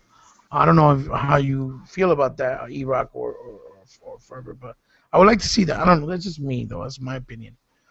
So, yeah, those are my thoughts of what I want to see or looking forward to. Um, so I guess the next question would be, uh, and I'm trying to break this down at least to 5 topics to not make the podcast too long. But the next question, third question would be, so what of your personal thoughts and feelings, games that you would like to see show up at E3 as a surprise of something unexpected that you would not have thought in a million years would it be present at E3 that you would like to see from your own personal category, uh, uh, taste, and choice. And I guess we could start with you, Sega Forever. What would you like from your personal library and personal feelings show up at Microsoft or even Nintendo or even Sony, all three? Well, I'll stick. So I'm more focused on Xbox. So I'll stick with Microsoft. To be honest with you, I really don't know. If I had my way, I'd like to see some Sega stuff make its way to Absolutely. there with Microsoft. I don't know, but I'm a little bit dubious, and I'm not trying to be negative here. I think Microsoft has a lot on their plate right now with the games that they've told us that they're going to bring. I think one of the reasons why we're not seeing these games is because maybe the system doesn't have a large base as they want it to, or maybe the games aren't selling as well. I think on a one-to-one basis, as far as consoles sold to games that they've sold, they're happy with it. But given if they had a larger base and then the game sold more, I think we'd probably be seeing a lot of the complaints we have with why games are getting pushed back or why we're not seeing other games. It could be because of the new hardware. I don't know, but some of it could be of the sales. And I'm not saying that it's bad. I'm not going that route. But I'm saying, of course, if you sell more, it's better. So for me personally, I like what you said. I wish they'd bring back that feel for that Summer of Games. Arcades, right? Summer of Yeah, Arcades, yeah. and I think they have some of their older titles that they could bring forward. But I don't know if that's even in the picture for those guys right now. So I don't know. I'm just more. I just want them to bring whatever the games that they said that they were going to bring. I want them to bring forward the third party support. They say that they're going to get back to doing that. I think they should, just because they're Microsoft and they can. Right. But if I have to choose, And because it helps at this day and age, let's be honest. Unfortunately, that's the. well, we're gonna see. We're gonna see. Okay, I'm sorry. I'm gonna switch gears a little bit here. We're gonna see if what happens. This E3 is gonna tell us a lot as far as guys like you, me, and EROK that follow this and follow Right, these right, trends, right? right, We're gonna see because everybody's been telling Microsoft since day one, if you did this, we'd buy your system. They did it. They changed it. Okay, now if you do this, we'll buy your system. And right. then Microsoft did that. So we've come to a tipping point where Microsoft is, like I said, gonna throw everything at the gamers to see if they really want. It's still out whether these people are actually Right. gonna cross over because they're getting what they want, or it's just pure hate. Well, it's gonna be time to put up or shut up. Yeah, If it's a put up or shut Microsoft up does moment. everything that the community or supposed gamers wanted, Right. and where's the excuse? There's no more excuse. There's no more power issues. There's no more new IPs or new gaming issues. So what's the problem now? You know what I mean? Yeah, because Xbox has a library of games that if you're asking me, I specifically love to see a Mech Assault, an Right, updated Mech Assault come to play because I love that right. game. You know. That was a great game. It's from software So, too, I believe. so for me, I mean, I would. There's a ton of games I would like to see, but more than I mean, and I'll pass this on to Erock. I would like to see what they're going to bring with us this year, and if they're going to have any surprises. So, Okay. I mean, Microsoft is definitely a very good choice. Um, I thought you probably had more, but I'm kind of surprised and shocked that you didn't. But that's okay. I could go Um, through a list of stuff, but I don't know if that's even going to be feasible at this point in time. I don't right. want to get. I'm trying to, I'm You're taking my trying to grain be of a salt. realist, a grain of salt, Yeah, being unfortunately. realistic. I Yeah. got you. So, Iraq, what about you, my man? Like, what would you like to see from your own personal choice and catalog of things that you've been looking for years, and perhaps you would like to see as a surprise or unexpected on the showroom floor for Sony or for Microsoft or Nintendo? I know what I would have liked to have seen, but like all Please in just share. said, we got to be a realist. And I know now that I'm not going to see it. What I have liked to have seen is that Microsoft finally accept the fact that they are holding on to some of the best IPs ever in gaming, and to exploit some of them. He's going all in. And to exploit some of them.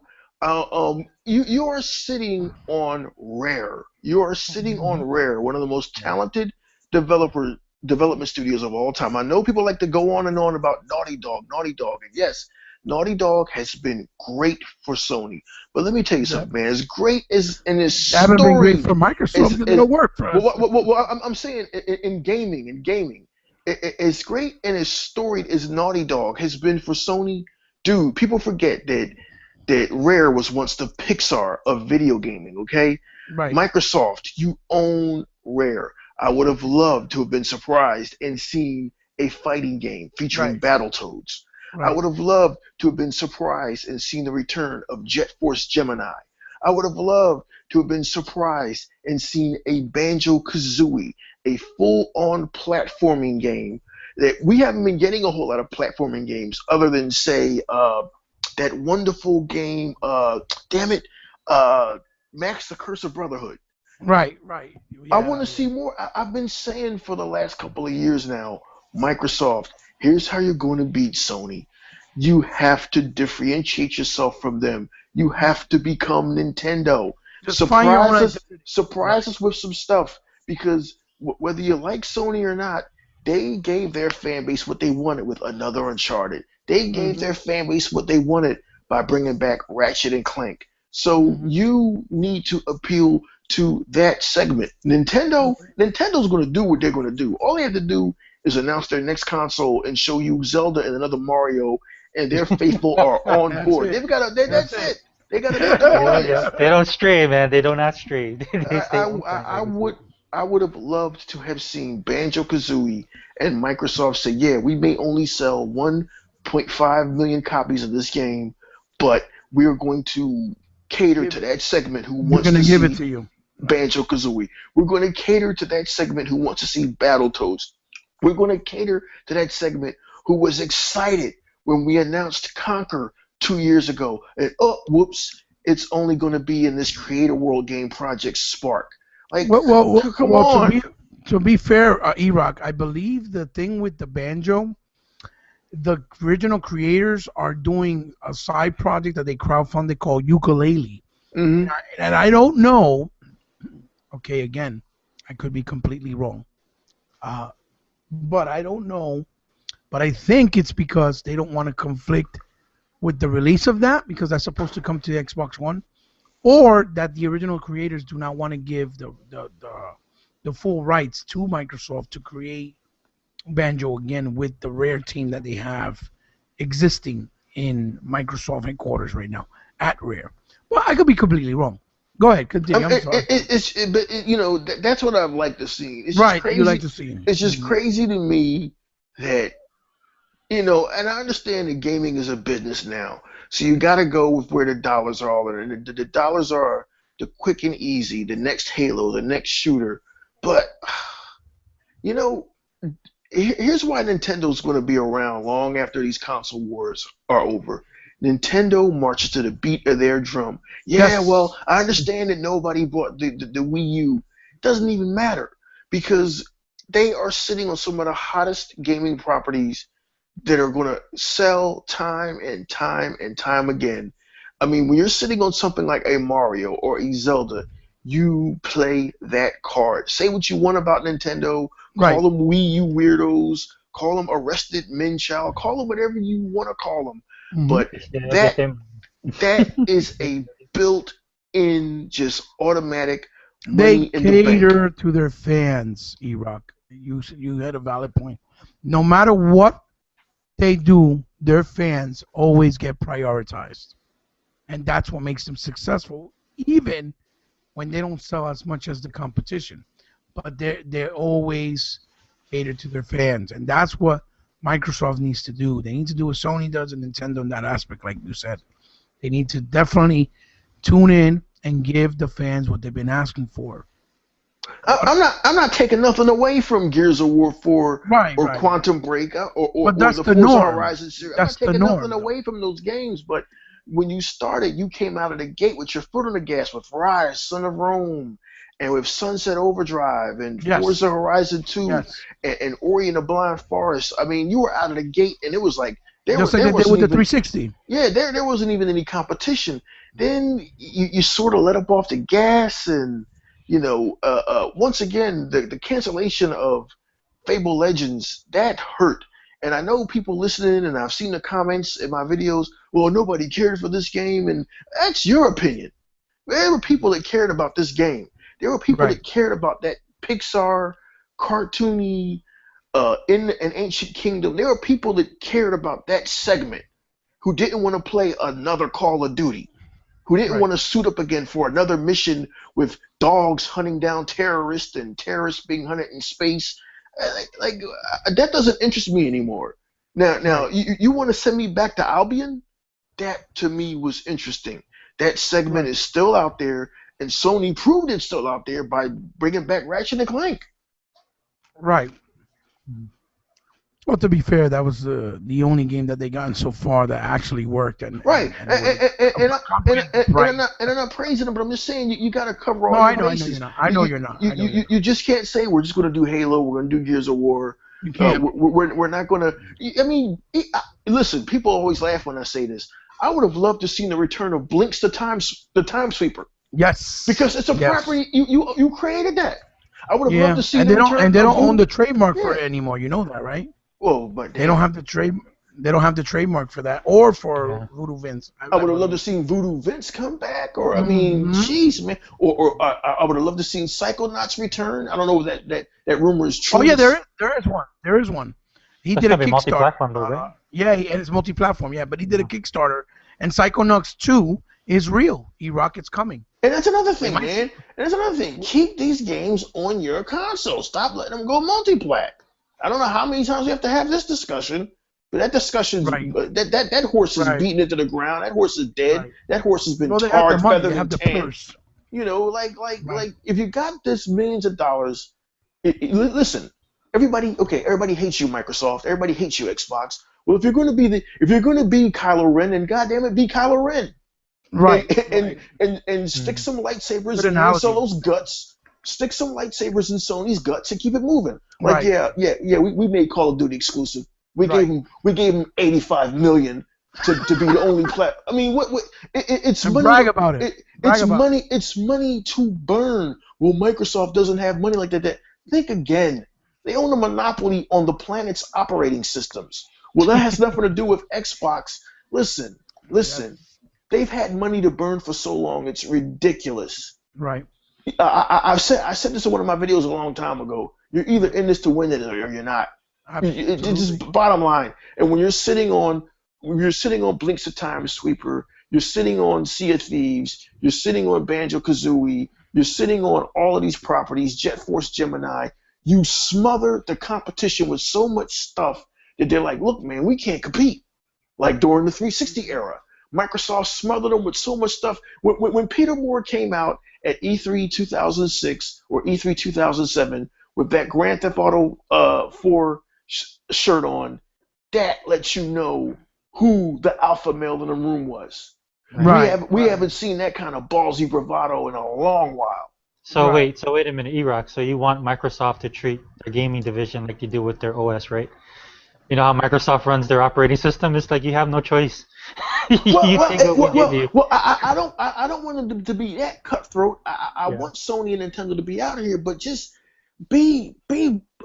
I'm not saying try to be the next Disney. That's a whole nother discussion about how much I detest Disney. Well, they could learn a lot from Disney, though. Microsoft's game division could.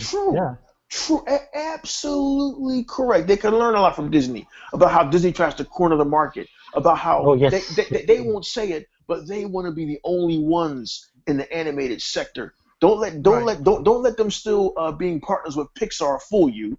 They want to be the only ones in the animated sector. They want to be the only ones making superhero movies. That's why don't let it fool you. Disney hates the fact that WB and DC's out there. So yeah, there's some things. There's something people don't want to believe, but it's true. There's something. They're happy that X-Men Apocalypse got 48%. I loved X-Men Apocalypse. But Okay. Yeah, it you was know, awesome. I loved it too. it was awesome. There's some things that Microsoft can learn from Disney. I hate to say it, but yeah. Right. Right. You're not going to win over people by being, oh yeah, congratulations Sony on selling 50 million consoles. Congratulations, dude. Get Jet Force Gemini out there, and if only 1,500 people buy it, so what? At least it's out there. Yes. Well. That's what Nintendo does. Nintendo doesn't care Yes. that only 5 people brought Bayonetta 2. They don't care. It's out there. Okay. So here, I'm gonna chime in as the marketing guy again. Well, if E3 doesn't go as planned, we have E3 2017. That's gonna be their mantra. E3 2017.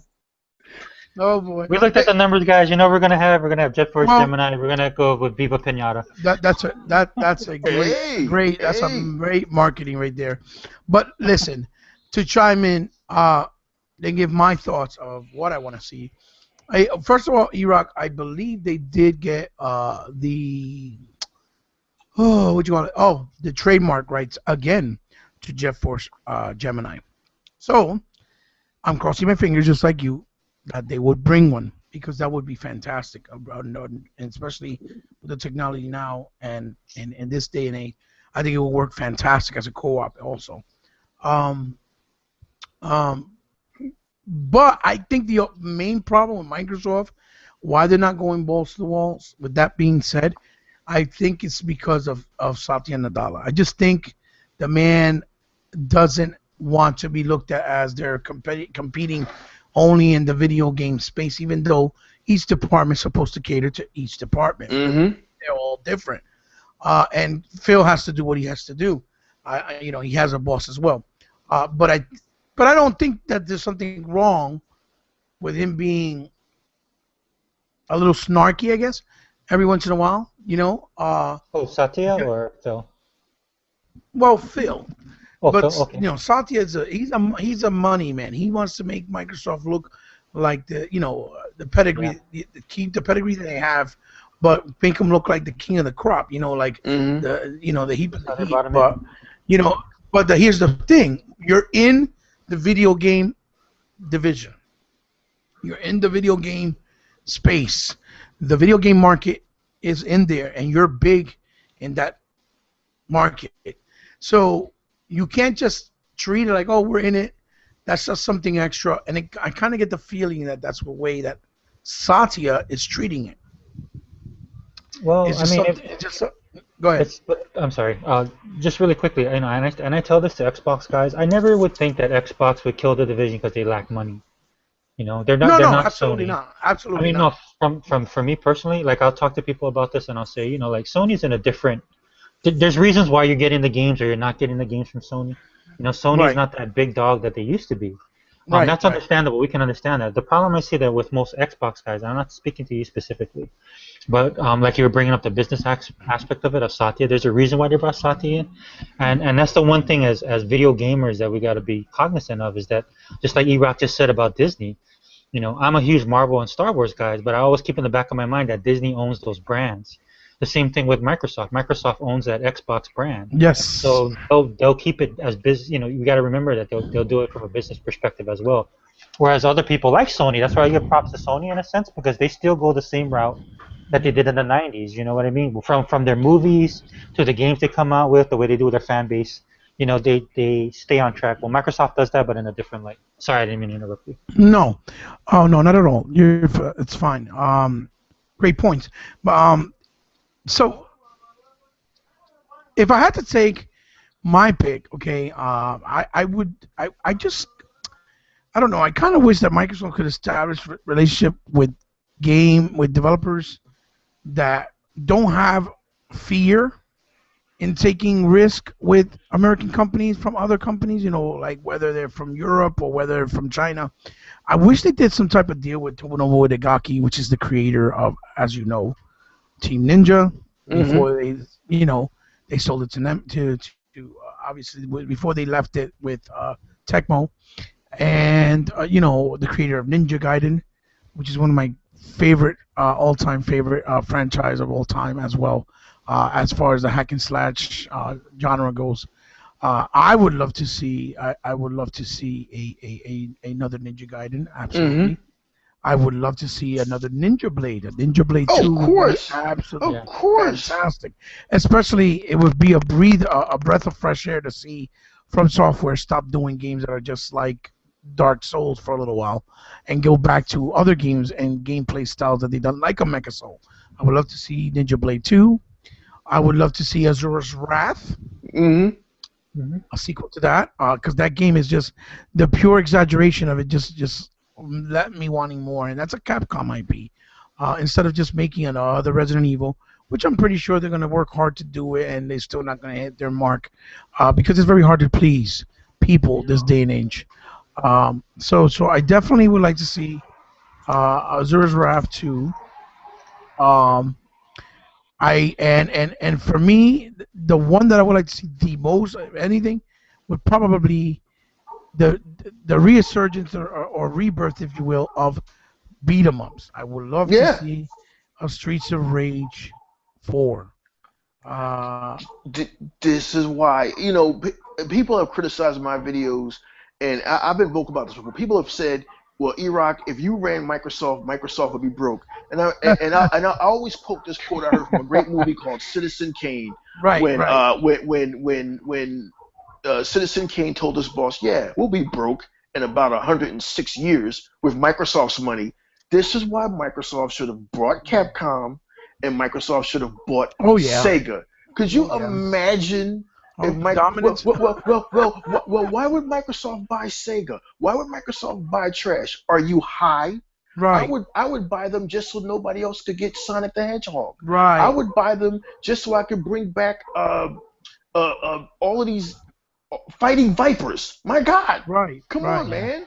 A Virtual Fighter. You could have bought all of that stuff back. You could have had all that under Golden Axe. You could have had all of that under your Altered Beast. Yes, man. A new Planet Harry, a new Space Harry. You could have had that, all of that under your umbrella. And listen, I know a lot of people don't watch wrestling anymore, but it's the reason why WWE or WWF, whatever they're calling themselves now, they brought up all the wrestling federations, even if it was just the name. They brought up all the wrestling federations so they could get the videotape library. Now no one else can use the name ECW as much as it sucks. No one else can use the name WCW or its videotape library.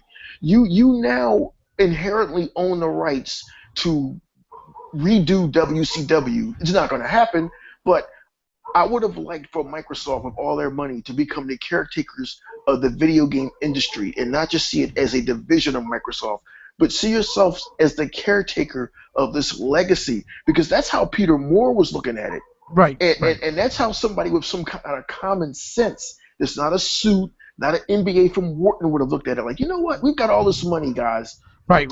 I don't want to put Sony out of business. Peter Moore, he can't stand Sony either, because he said they're really they're just mudslingers behind closed doors. They're really why would you? And if you're Sony and Nintendo and Microsoft, why would you sit and let a company like Sammy buy Sega? Why would you do that? Why would you? I think they partnered up. Understand the legacy? They partnered up, and then they went. And this is the crazy part.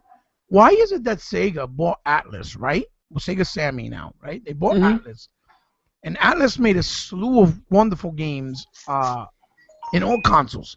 Give you a quick example, like something like Dragon's Crown that came out for the PS3, right?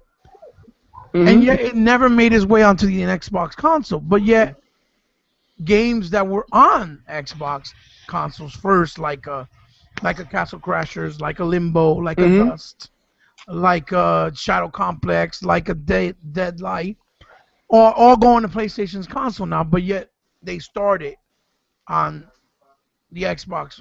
You know what I mean?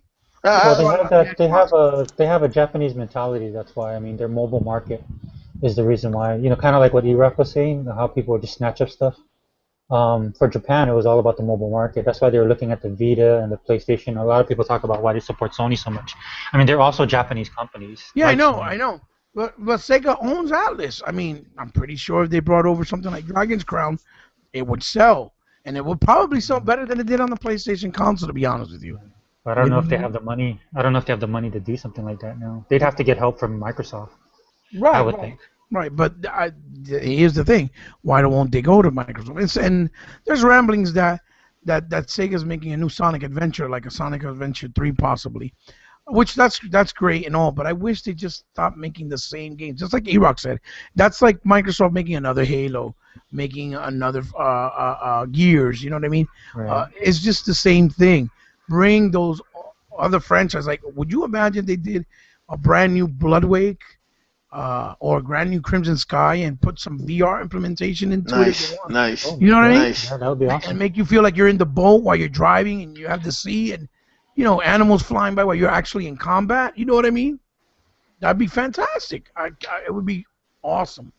You know what I mean? I don't think today's gamers, except for us old timers, even remember what the original Xbox was about. That original Xbox, I didn't get a hold of it until fall of 2002. You're talking about Crimson Skies. You're talking about it was a clean slate. Zurich. It was a clean slate. Yes. Yeah. Because Sony was dominating the industry, but it was a clean slate. You had this console with all this PC power, and it was a clean slate. Yeah, go ahead, BioWare. You want to make an RPG about Star Wars? Knock yourselves out. We don't know what's going to happen, but go right ahead. Yeah, there's so much stuff there was so much stuff that OG Xbox did that they don't get credit for. Oh yeah. Yes. Well, it all started, believe it or not. All those doors opened with Sega Dreamcast. That's why for me, I tell everybody I consider the Sega Dreamcast the greatest console of all times. It was amazing. It was amazing. No, it's 360. I said, yeah, 360 for everybody else, but I'll tell you why the Sega Dreamcast is the greatest console of all times. If you give me a chance, and I'll explain why. One, it's the first console in history where every single launch screen that came out was top quality. That's number one. That's number one. There were arcade perfect translations of every single game. The first time in history that an arcade motherboard was implemented as hardware in a console at an affordable price or at all, because you've never seen arcade motherboards in any of the consoles until it even looked better. It looked better than the arcade. Well, it was not until OG, because the OG Xbox was the Hikuro. There was the Sega motherboard, the Hikuro motherboard. People don't know that, but it was. Oh yeah. But there was the first console that implemented arcade motherboard, which is that Naomi, and it was affordable, $200. It was the first console that let you use the highest quality online modem without having to buy an extra attachment. It was built in the console. Okay, it was the first console that allowed you to have, analog gaming, right?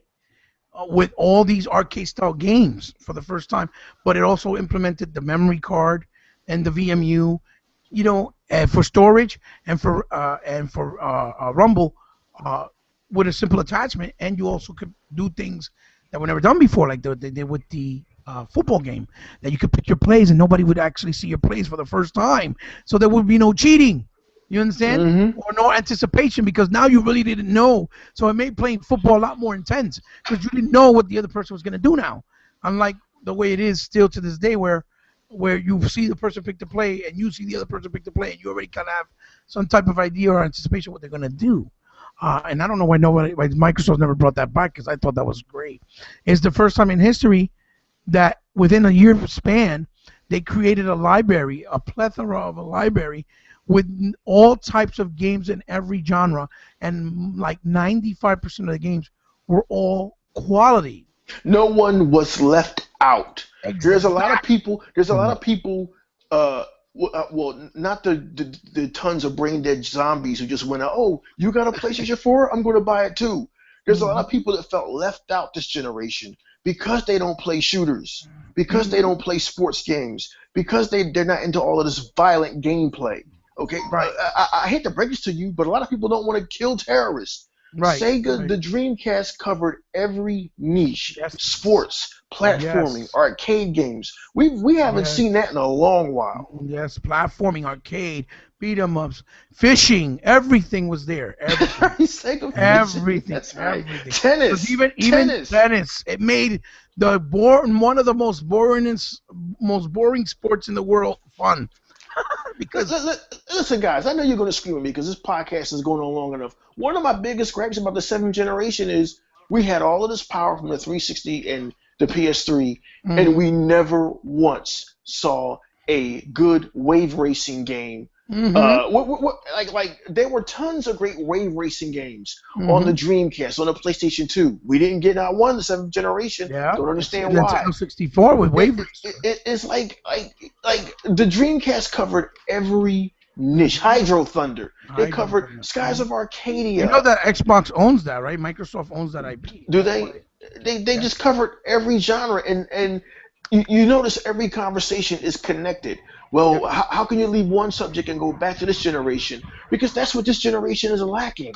Right. And that's why old farts like me are ambivalent about E3 2016. Right. So with his segue, He-Bot, he's very impassioned with his speeches and his pleas for sanity. His impassioned speech about how the Sega Dreamcast was this great console goes right back to why I'm so ambivalent about E3 2016 and your 6 teraflops and your 2 terabyte hard drives and all of this power is because, well, are you going to cater to that one dude out there that wants a fucking wave race game?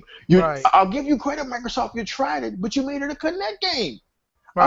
People would have loved to play Kinect Sports, the new version, if you had given us a controller with it.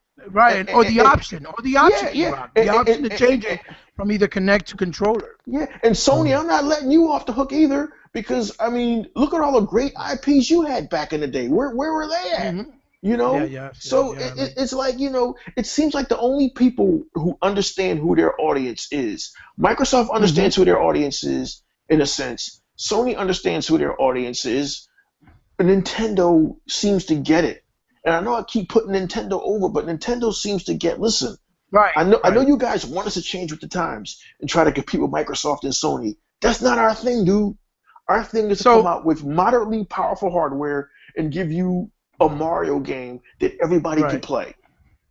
And I'm so basically, the long end of it, what you're trying to say is, it doesn't matter, and it's okay for them to evolve. And I didn't mean to cut you off. I'm sorry, my man. No. But you can evolve, but get back to what the Sega Dreamcast was doing. Don't forget what the fundamentals of gaming were. That's basically what you're stating. Yeah, I agree 100%. I think that's the subject of this whole podcast. Yes, we're excited about E3, but I think with all of this hardware and VR, and I understand you got to push the technology, but getting back to the Sega Dreamcast, look at how that launched. They covered every niche. Yes. Power Stone. That was like the best lineup, yeah. That was one of the best lineups ever. And you have to thank Peter Moore for that. That's why I love when Peter Moore was at Microsoft. That guy's a genius, dude. They had the Boys in the Hood covered with NBA 2K and NFL 2K. Yes. They had the fighting game fans covered with Soul Calibur. And Virtua Fighter 3, yes. Skies of Arcadia, they had that covered. Yes. Yeah. Then they went and experimented with Jet Grind Radio and Space Channel 5. Exactly. They had Seaman. Yes. Seaman, which was odd and weird. They had that covered. But it was different, and you used the microphone. You were doing something different. Absolutely. And if you live down in Greensboro, South Carolina, we had Sega Bash Fishing. What more do you want? Sega Bash Fishing was awesome.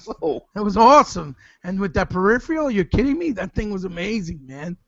It was amazing. You know? So let me ask one more question that I think connects with this topic to the both of you gentlemen. Sure. So we can come to an end with the last question that I have in mind. But so from the leaks that you've heard so far of what possibly is coming, what got you most excited? Because there's leaks that they are making a brand new Conquer, by the way, EROK. Mm-hmm. There's leaks that there's a possible new Battletoads. Mm-hmm. There's leaks that they're bringing back remastered of the original KOTOR OG Xbox, completely remastered. Okay.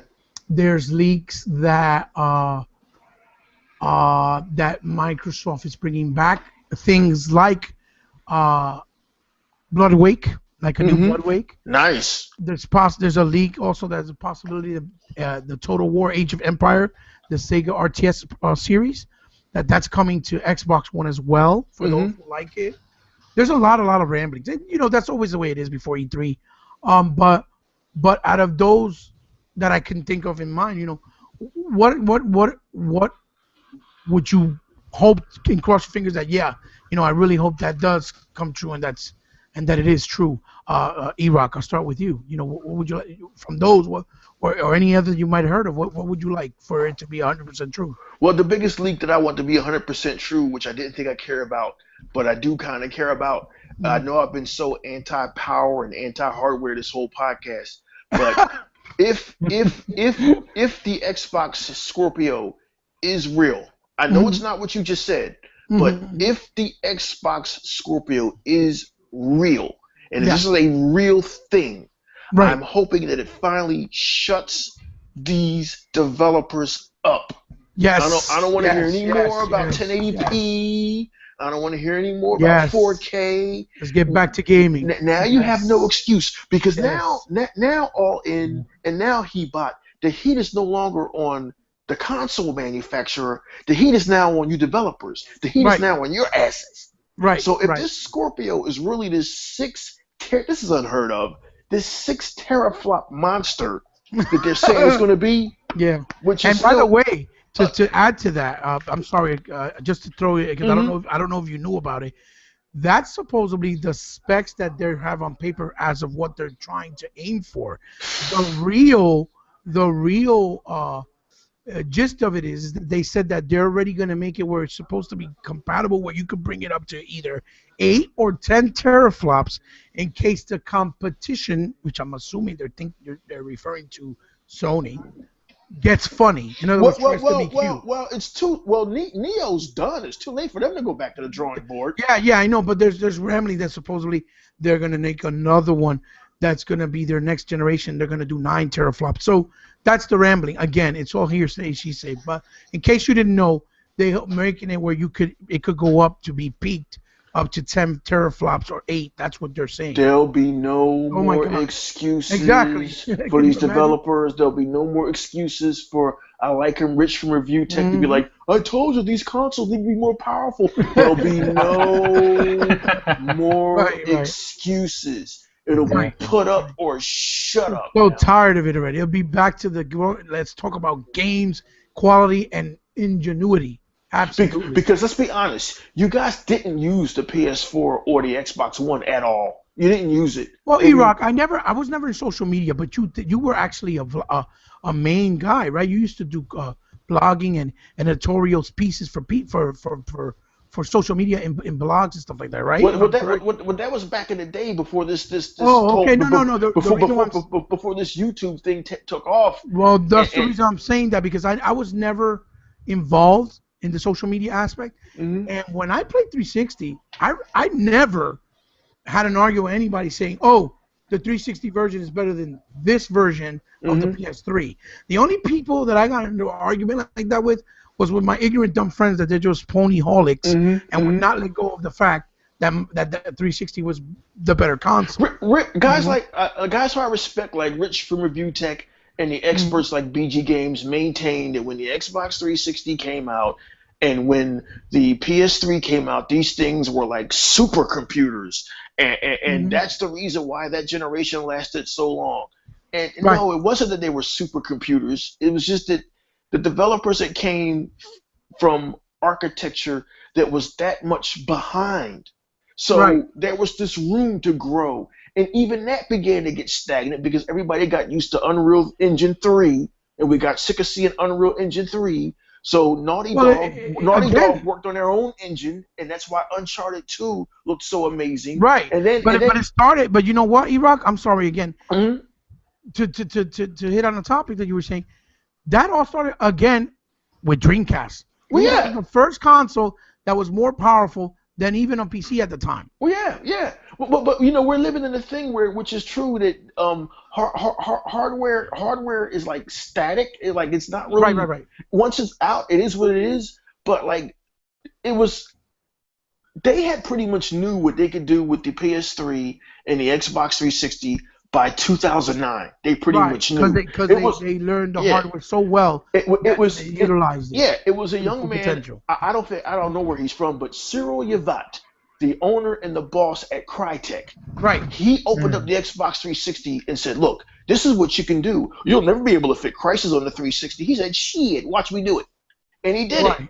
Now I know this. Well, it had frame rate issues, but he got it on the damn machine. Right. So what this always means, all in and He-Bot is, I don't care how powerful the machine is, it's the developer's skill which has to catch up to the hardware or work around the hardware. Now, getting back to Scorpio, this will be the first time that the hardware will be beyond the development tools. Right. Doesn't make any sense. Again, yeah, no, absolutely, yeah. So if this is true, the only thing that we'll finally hear the end of all this bullshit about 4K and 1080p.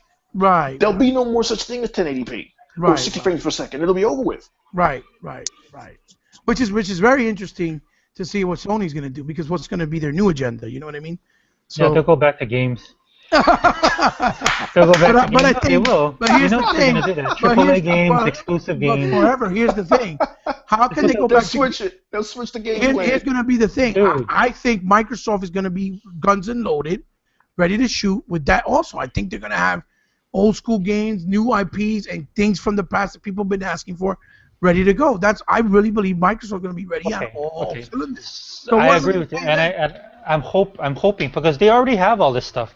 They've had it from day one, and like I said earlier in the podcast, every time somebody said they wanted something, there's this big outcry. They met it. Right. So like you guys are saying, perfectly, it's exactly what you guys are saying. We're getting to E3, and if they do cover the power issue, there's no place else for everybody to go. I'm not saying they're not going to go. Going back to the football analogy we were using this whole time in the podcast, you know, Sony just loves to move the chains. They'll constantly be moving that standard. The goalpost. Yeah. So what they do is excellent. So what they love to do is, like, they'll take it back to that, and you know, they'll throw up a picture of what's that game that everybody's waiting for? The Last Guardian or something. Honestly, no, but they'll look at the Last Guardian. And then what they'll do is they'll show another clip and goes, look, we're almost there with Last Guardian. These guys will be all happy. And then because it's all about AAA titles. And then they'll move on. I think they'll probably hang on to is, well, we got more of the Japanese titles that niche people want than anybody else. But that's because they stick with each other. Come on, let's be real.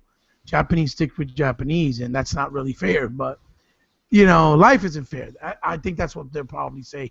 Well, we got the more Japanese titles that nobody else has, you know. But who knows? Let's see what happens. Because I don't think the Japanese developers are going to survive very long if they don't bring their titles to the Xbox marketplace, or Xbox console rather, or even the Nintendo future console.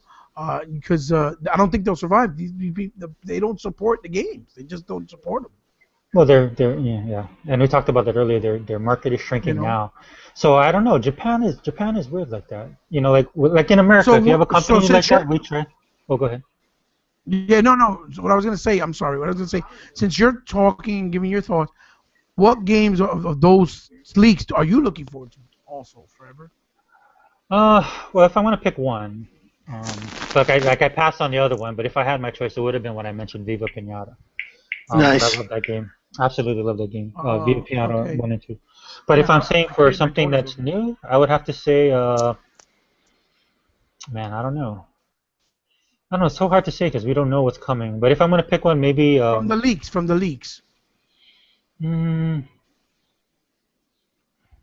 Shoot. Well, there's one that I heard about. Like, they got a new zombie game coming out. So I don't know if that's going to be the one that they did for Dead Labs, or they released it on 360. And then Left 4 Dead 3, you mean? No. A new Dead Rising? No, it's that one that Dead Rising 4. Did. No, yeah, I heard. You're talking about DayZ's? No, not DayZ. Yeah, I'm drawing a blank. Dead Lab? Well, Undead Labs, I think, was the developer. Microsoft worked it out for him. So on the 360, they had an open world zombie survival type game. And then they brought it. State of Decay? Yeah, State of Decay. And so then they brought it over to the Xbox One. So I would like to see something new with that because I absolutely love that game. And I love zombie stuff. Okay.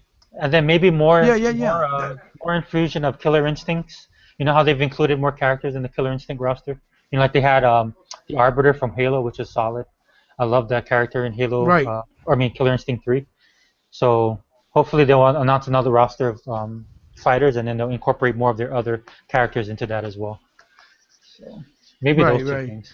Um, so finish your thoughts on what you were saying. You were talking about the Japanese developers sticking together. You were going to say something, and I cut you off. Well, I'm I sorry. mean, it's just that like we said earlier, they when it was time to trend and change, it took them too long to do that. So, like their culture, I mean, they're kind of more of an inclusive, type. So it doesn't surprise me that they support that, and I don't think they look at the mass market the way we do. Like in an American company, Right. um, we're a little bit more capitalistic. So of course, if you make a game, you might come out like look at Titanfall is a perfect example, right? If it wasn't for Microsoft, they would have had a problem funding it. Microsoft helped. Mm-hmm. Microsoft didn't put their foot on the throat like people say Microsoft does, or that they're this big evil company. And then what Right. they wanted to do with Titanfall was to make it as big as COD, right? So what they're going to do is they're going to bring it to multiple platforms with Titanfall 2, or that's my understanding, right? That's kind of the way we think here, but in Japan it doesn't see that's just not their way of thinking. Right. Right. Right. That's why those guys spoke up Well, back in the late '90s about that kind of stuff.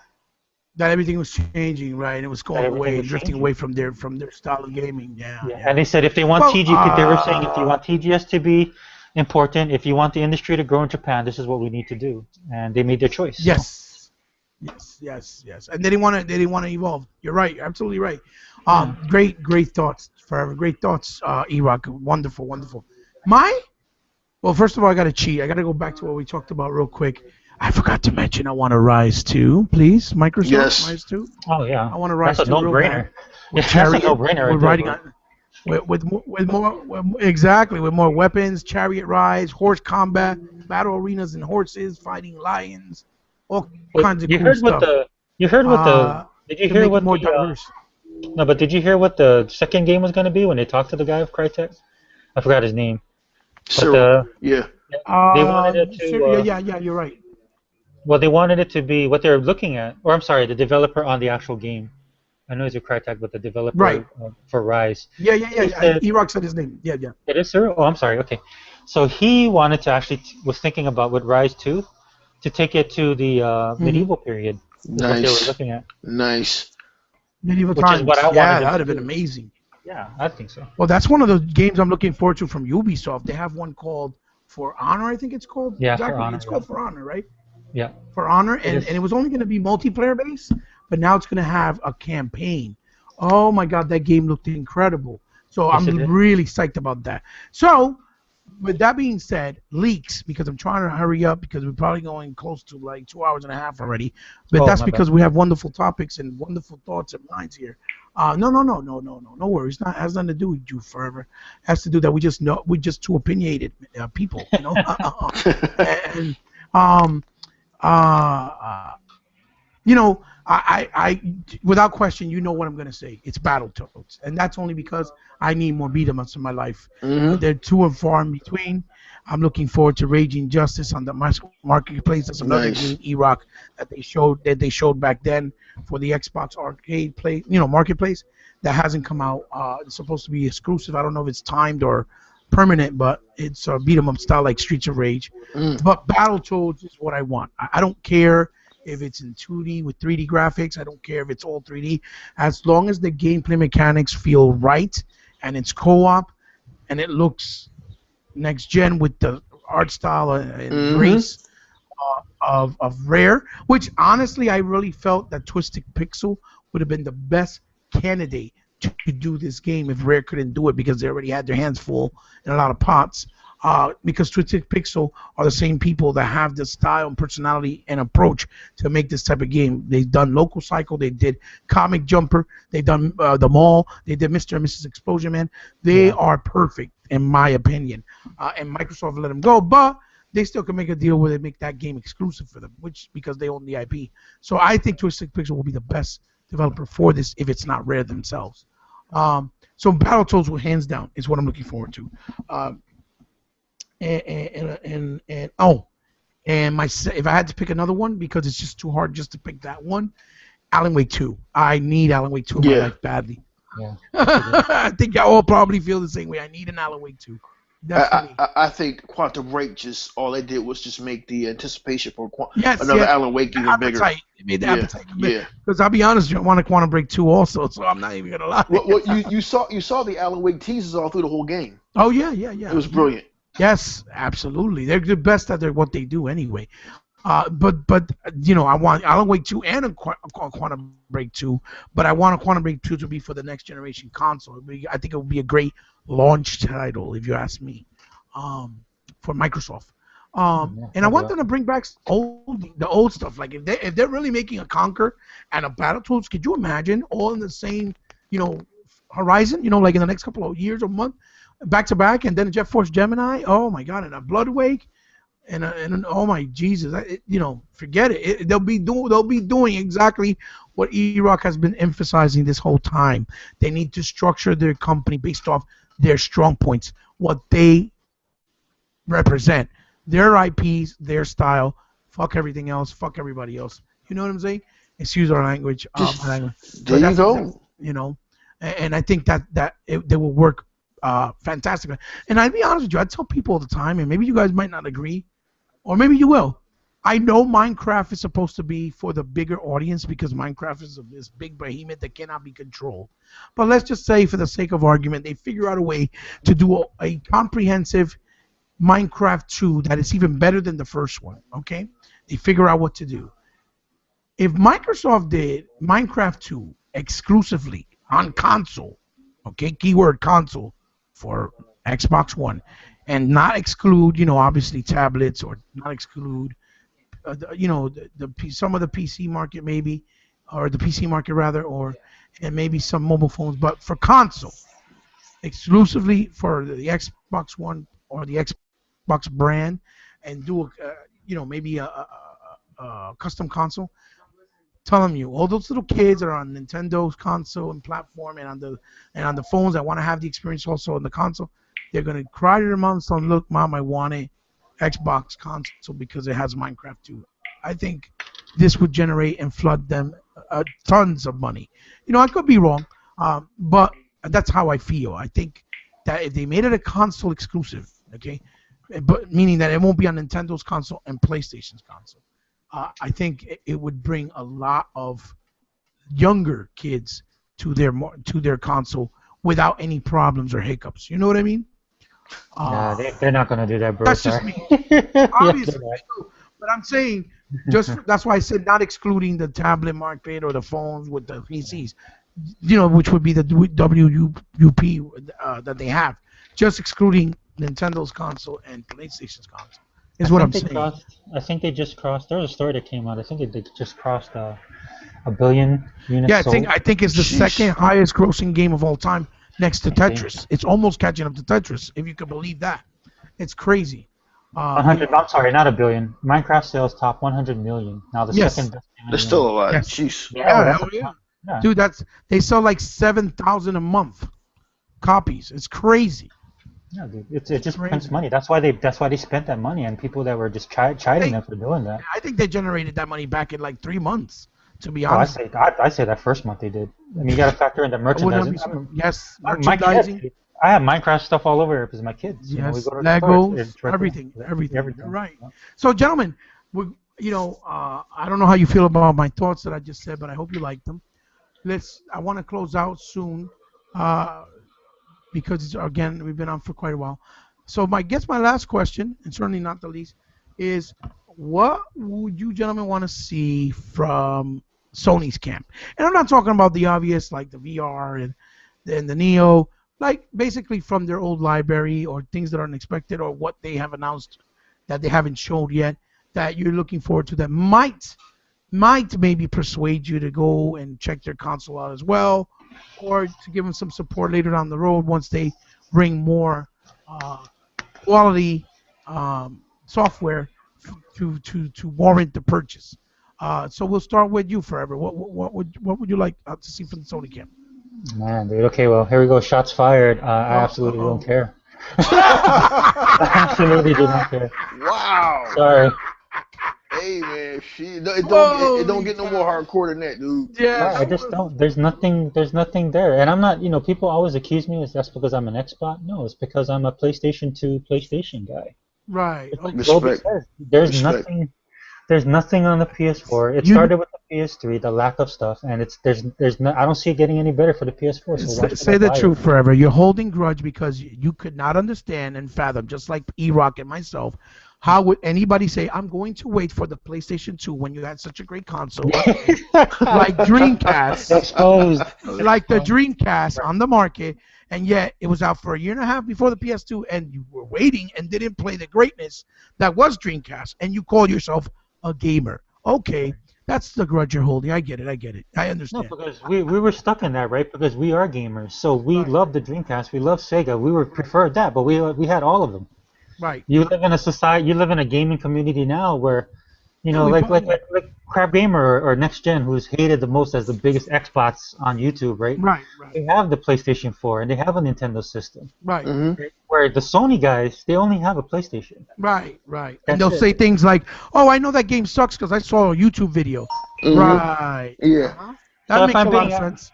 if I'm being absolutely honest, I don't have anything really to say about Sony because I can tell you right now, it's the one thing that piqued my interest that I heard a story about was Valkyrie Chronicles. So That's all I can say to you is, my man, you are hardcore to the third degree.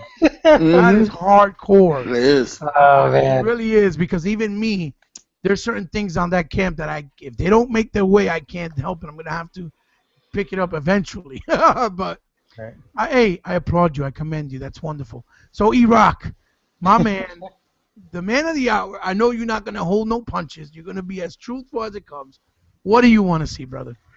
I'll actually be surprised, and I'll actually applaud them if they show an actual playable like demo on the floor of one of the greatest vaporware games of all time, The Last Guardian. Oh, If that's on the showroom floor, it's going to be a crazy day, shots because fired again. in that same day there'll be peace in the Middle man. East. Jesus Christ will come back. It'll be a lot of weird stuff. Wait. He did the exact same thing as me, except he did it better. That was the backhand. No, He did it in a deep. you closed the show with that one. You closed the show. He did it ninja style. I told you, EROK is like a ninja. I told you.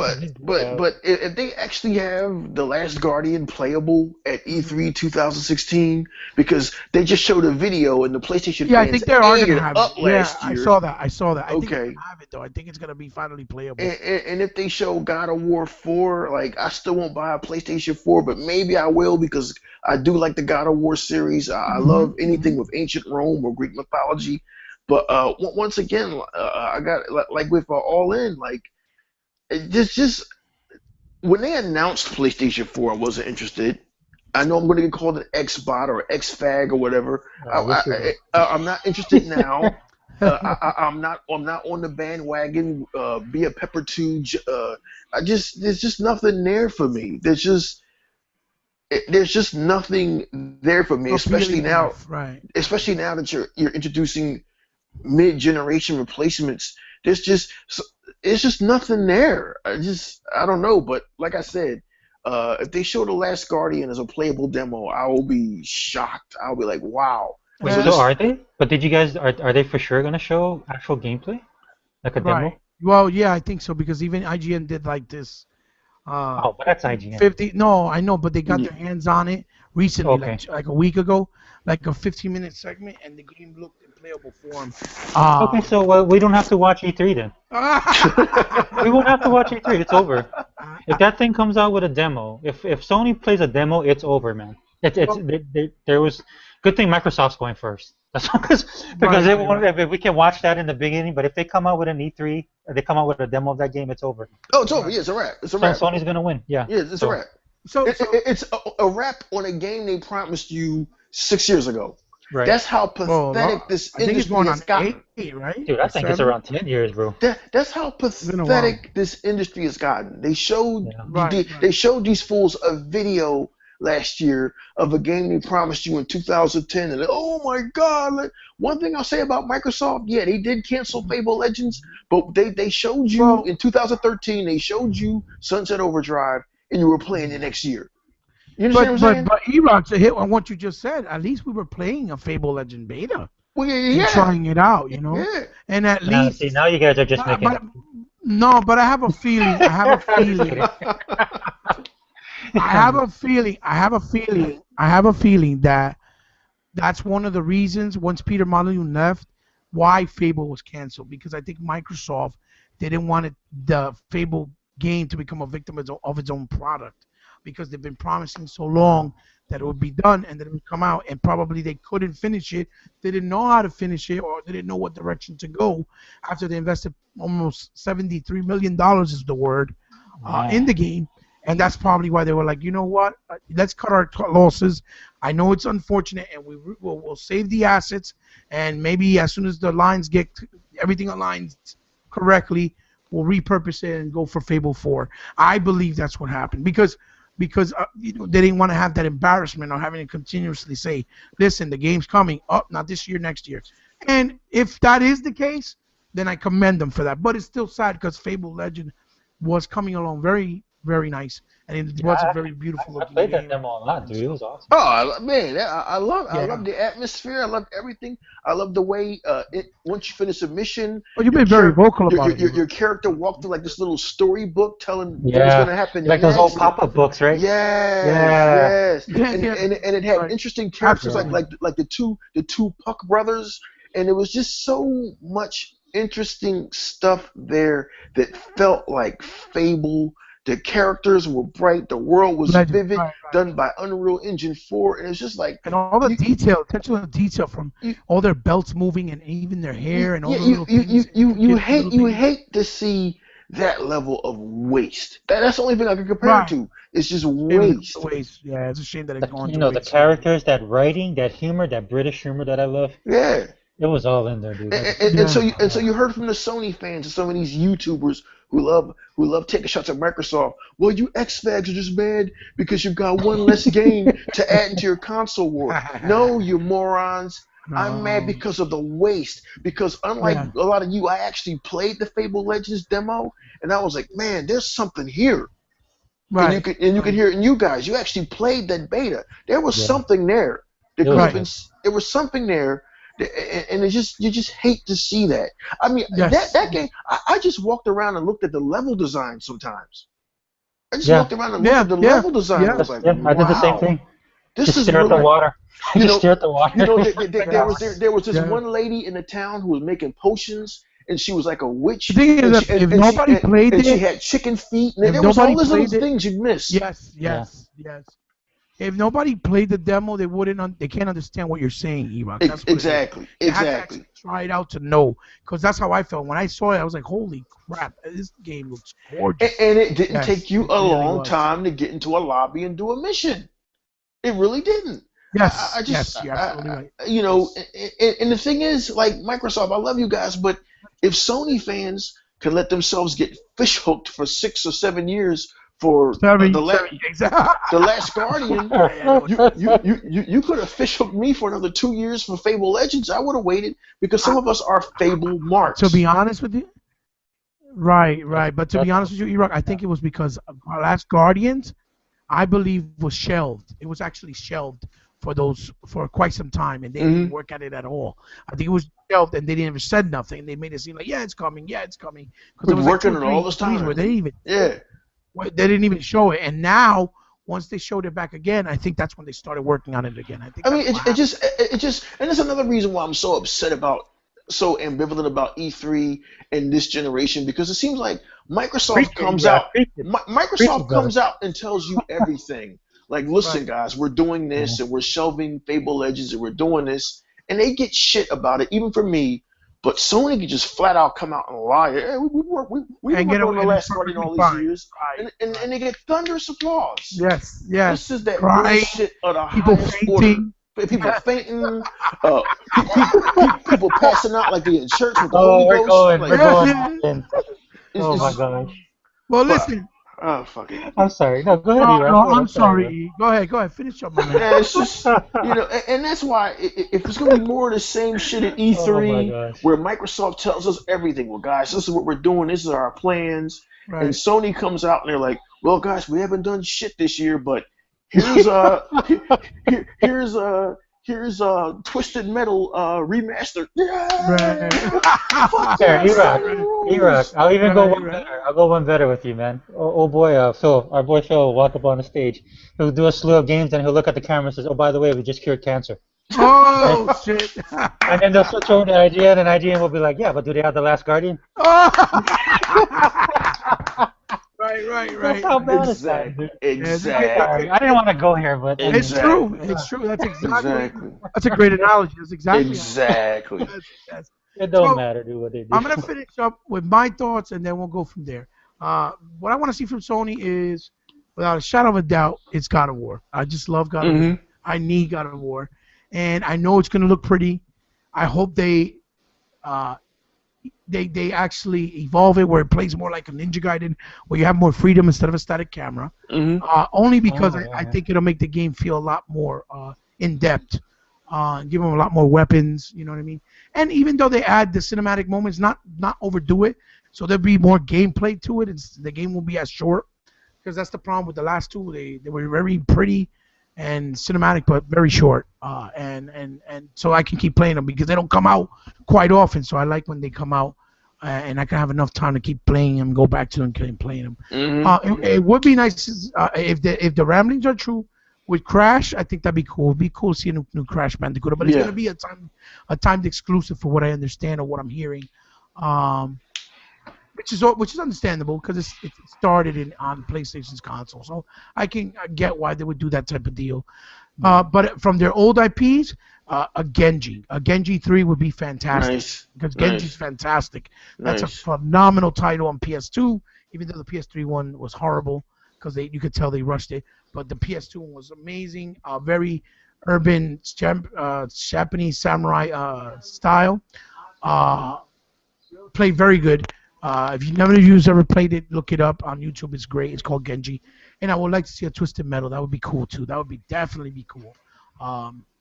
And maybe, I'm thinking. I want to say a Getaway, but I don't remember if they actually had that as an exclusive. Was that an exclusive? The Getaway was exclusive, yeah. It was, right? But it was from one of their in-house, right? Yeah. That was a pretty cool game. Studio Soho over in London. Okay. Right. So a Getaway 3 or 2, a new one. Hey man, good job, EROK.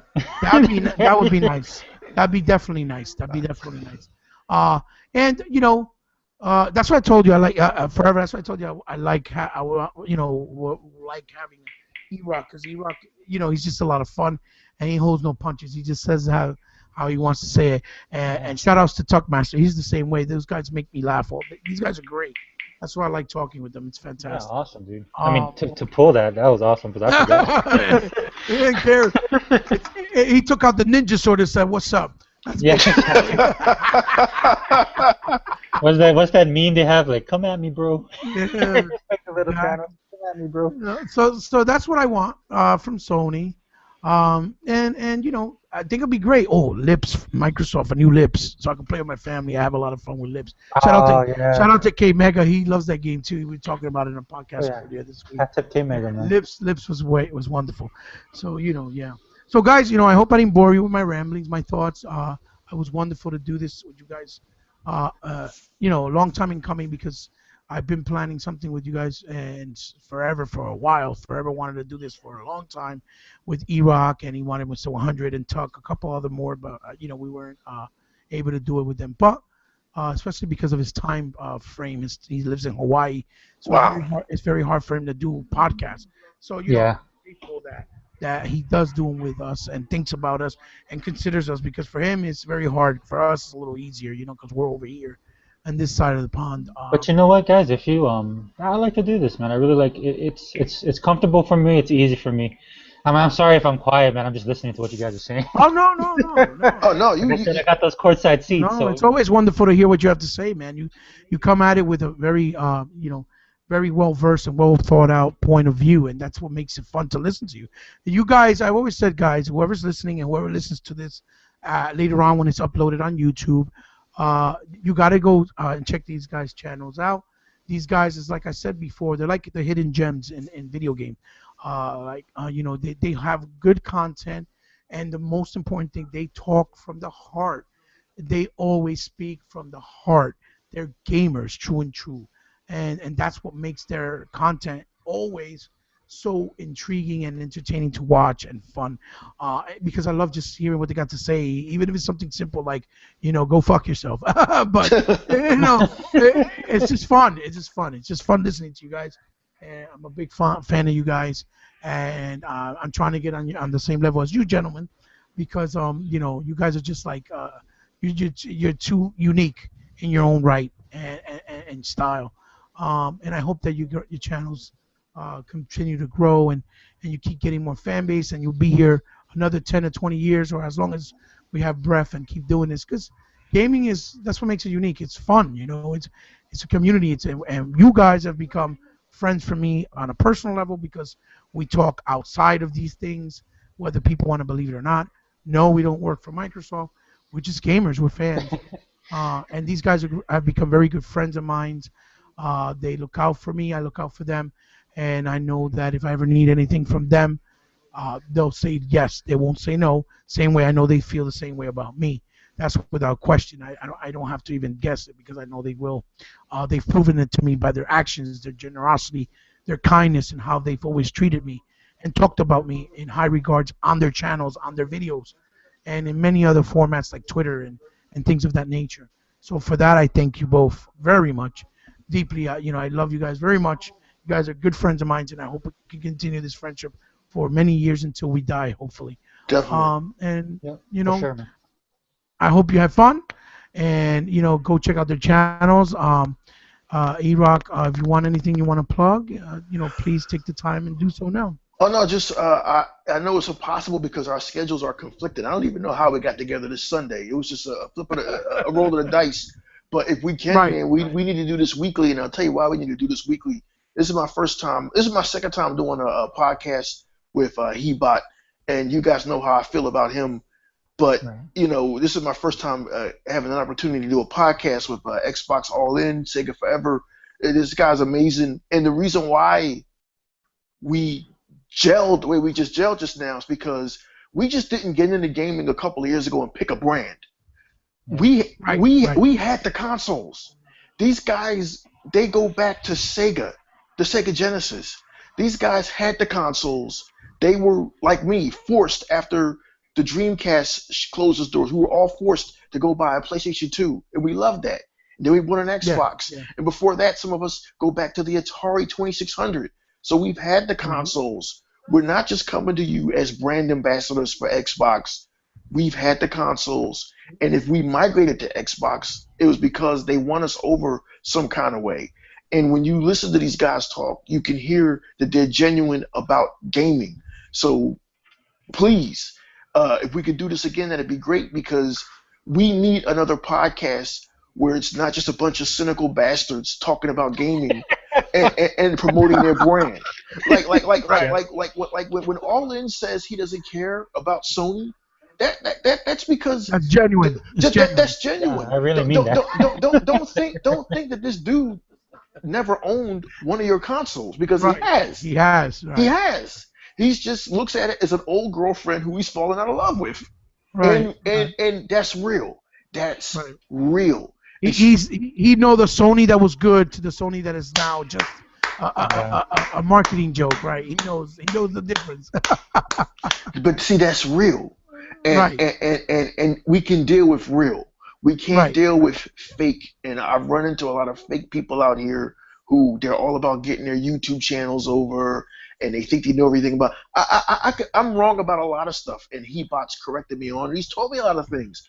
But these guys, they know about gaming, and that's why it 2.5 hours went by, and it didn't seem like it. It didn't feel like it. Right. I was about to say the same thing. So and I would love to do this again.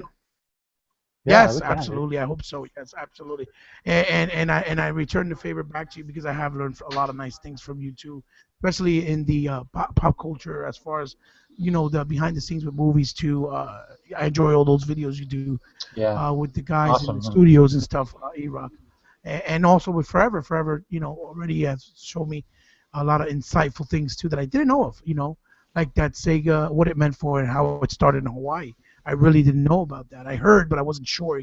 But he kind of basically clarified it and said, yeah, put the seal of approval and stamp to certify that it was true, and that was great. It was great to know that, because he lives in Hawaii, so it made it even more special because it came from somebody that lives there, and grew up there, and knows the history, which is fantastic. So yeah, so I Hearing hope, him, like you said, I hope we can do it again. yeah, Go ahead. hearing him talk about his love of the Sega Dreamcast stirred up anger and memories in me that I forgot were even there. I'm still pissed about yeah. I'm still pissed about how the Dreamcast got railroaded. Yeah, how it went down. Yeah. Yeah, And that's why the Shenmue thing. I mean, the first time me and He-Bot did one is they invited me on a podcast because I did a video. I was mad because all of a sudden all these Shenmue fans came out of nowhere. yes, I was Out like, of the woodworks. where were you guys when the Dreamcast was selling this Yeah, thing? exactly. Thank you. Remember, Thank it was you. the Sony fans who didn't want Dreamcast to survive, and that's where Shenmue stemmed from. And yet now all of a sudden, we're Shenmue fans. I'm not saying there's no Sony fans that are real Shenmue fans. Legitimately, like somebody like Happy Console Gamer. Where were you when Shenmue originally Right. dropped? We're talking about the hypocrites, the ones that Exactly. say, "Oh yeah, I love Shenmue. Yeah, I love Shenmue." Really? Well, what is the story about? What were you able to do? What were the games you were able to play in the arcades? Can you remember? Can you tell me in complete detail? And they're like, How many combat scrolls? How many combat scrolls did you unlock? Right. Were you able to? Were you able? How many hours did you log in on a forklift? Come on now, answer this question. Exactly. How much money you used to make out of every arm wrestling challenge you had? They don't know that stuff, and then they're like, "Oh wait, I forgot I played so long ago." Okay, all right, buddy, whatever. So it is what it is. So for you got anything you want to plug? Well, that's why I felt like a slap in the face. Shenmue don't belong on PS4 only. It belongs on all consoles. That's just my on take. everything. Forever, you have anything you want to plug? Yeah, just really quickly. Again, man, I'm just appreciative of you guys being here. That I'm in this podcast with you guys because I've been a huge fan. EROK, I've been following you for a long time, dude. Oh man, thanks. For a long time. My channel's garbage, but thanks, dude. I appreciate it. Stop that. But just in the Stop that. yeah, Ain't nobody has the quality that you have on your channel because your shit is raw. You got the real deal camera quality and the real deal audio quality. That shit is raw. That's like urban stuff from back in the yard type quality. That shit is real. It just Nobody comes out else raw, doesn't man. like. I might do a video from my car or does the lot of a movie theater. I'm sorry, guys. Yes, It's just how it goes down. No, you know what? I like He-Bot and you've been saying, man. It's about the honesty. It's about being real. So I've been following you since. Yeah, what's the point of having something so fancy? But I've known you from ahead. comment sections. I mean, I've known EROK from comment section. Before you started doing YouTube, I was one of the guys that was telling you back in the day, if you remember. Everybody was trying to get you on YouTube. Wow. That's how far back I've been following you. Dude, I appreciate it, man. I really do because, man, that means a lot because I've been hearing your name from a lot of other YouTubers. I've been hearing about you forever. Yo, man, you gotta do a podcast with this guy. And then He-Bot put you over. He was like, dude, this guy knows all. This dude knows all about Sega. And when He-Bot broke down his knowledge of Sega, I almost had tears in my eyes because I cared about that company and that console. I know it sounds silly about this plastic box, but to meet other Sega fans who were part of the legacy, that's deep, bro. That's deep. You see these kids today, they don't know what gaming is. They don't know. Yeah. And somebody's got to educate them. Well, that's why it kind of bothers me. It kind of bothers me, EROK, when you see like these guys that are promoting Sony consoles only now, but yet they grew up with Sega and they try to say they're Sega fans. If you're a true Sega fan, why would you only, incline yourself to one console, being the PlayStation console? You know what I mean? I don't get it. The Dreamcast is shit. Like, dude, were you even there?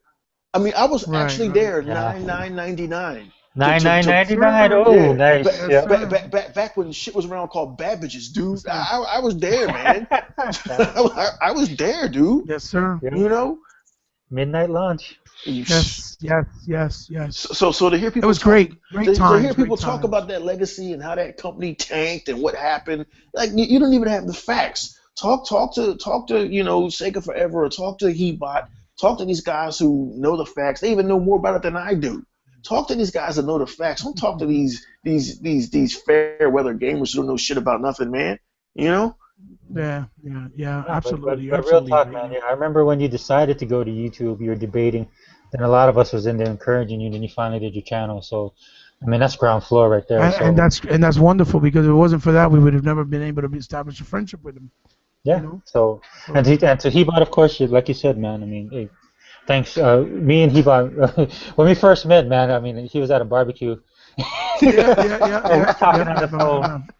And it was just like talking to one of my friends from back in the Yeah, day, dude. It was an instant connection. So I just, yeah. I'm Well, glad. I had the same experience with EROK. I was talking to him like we knew each other for Right. years.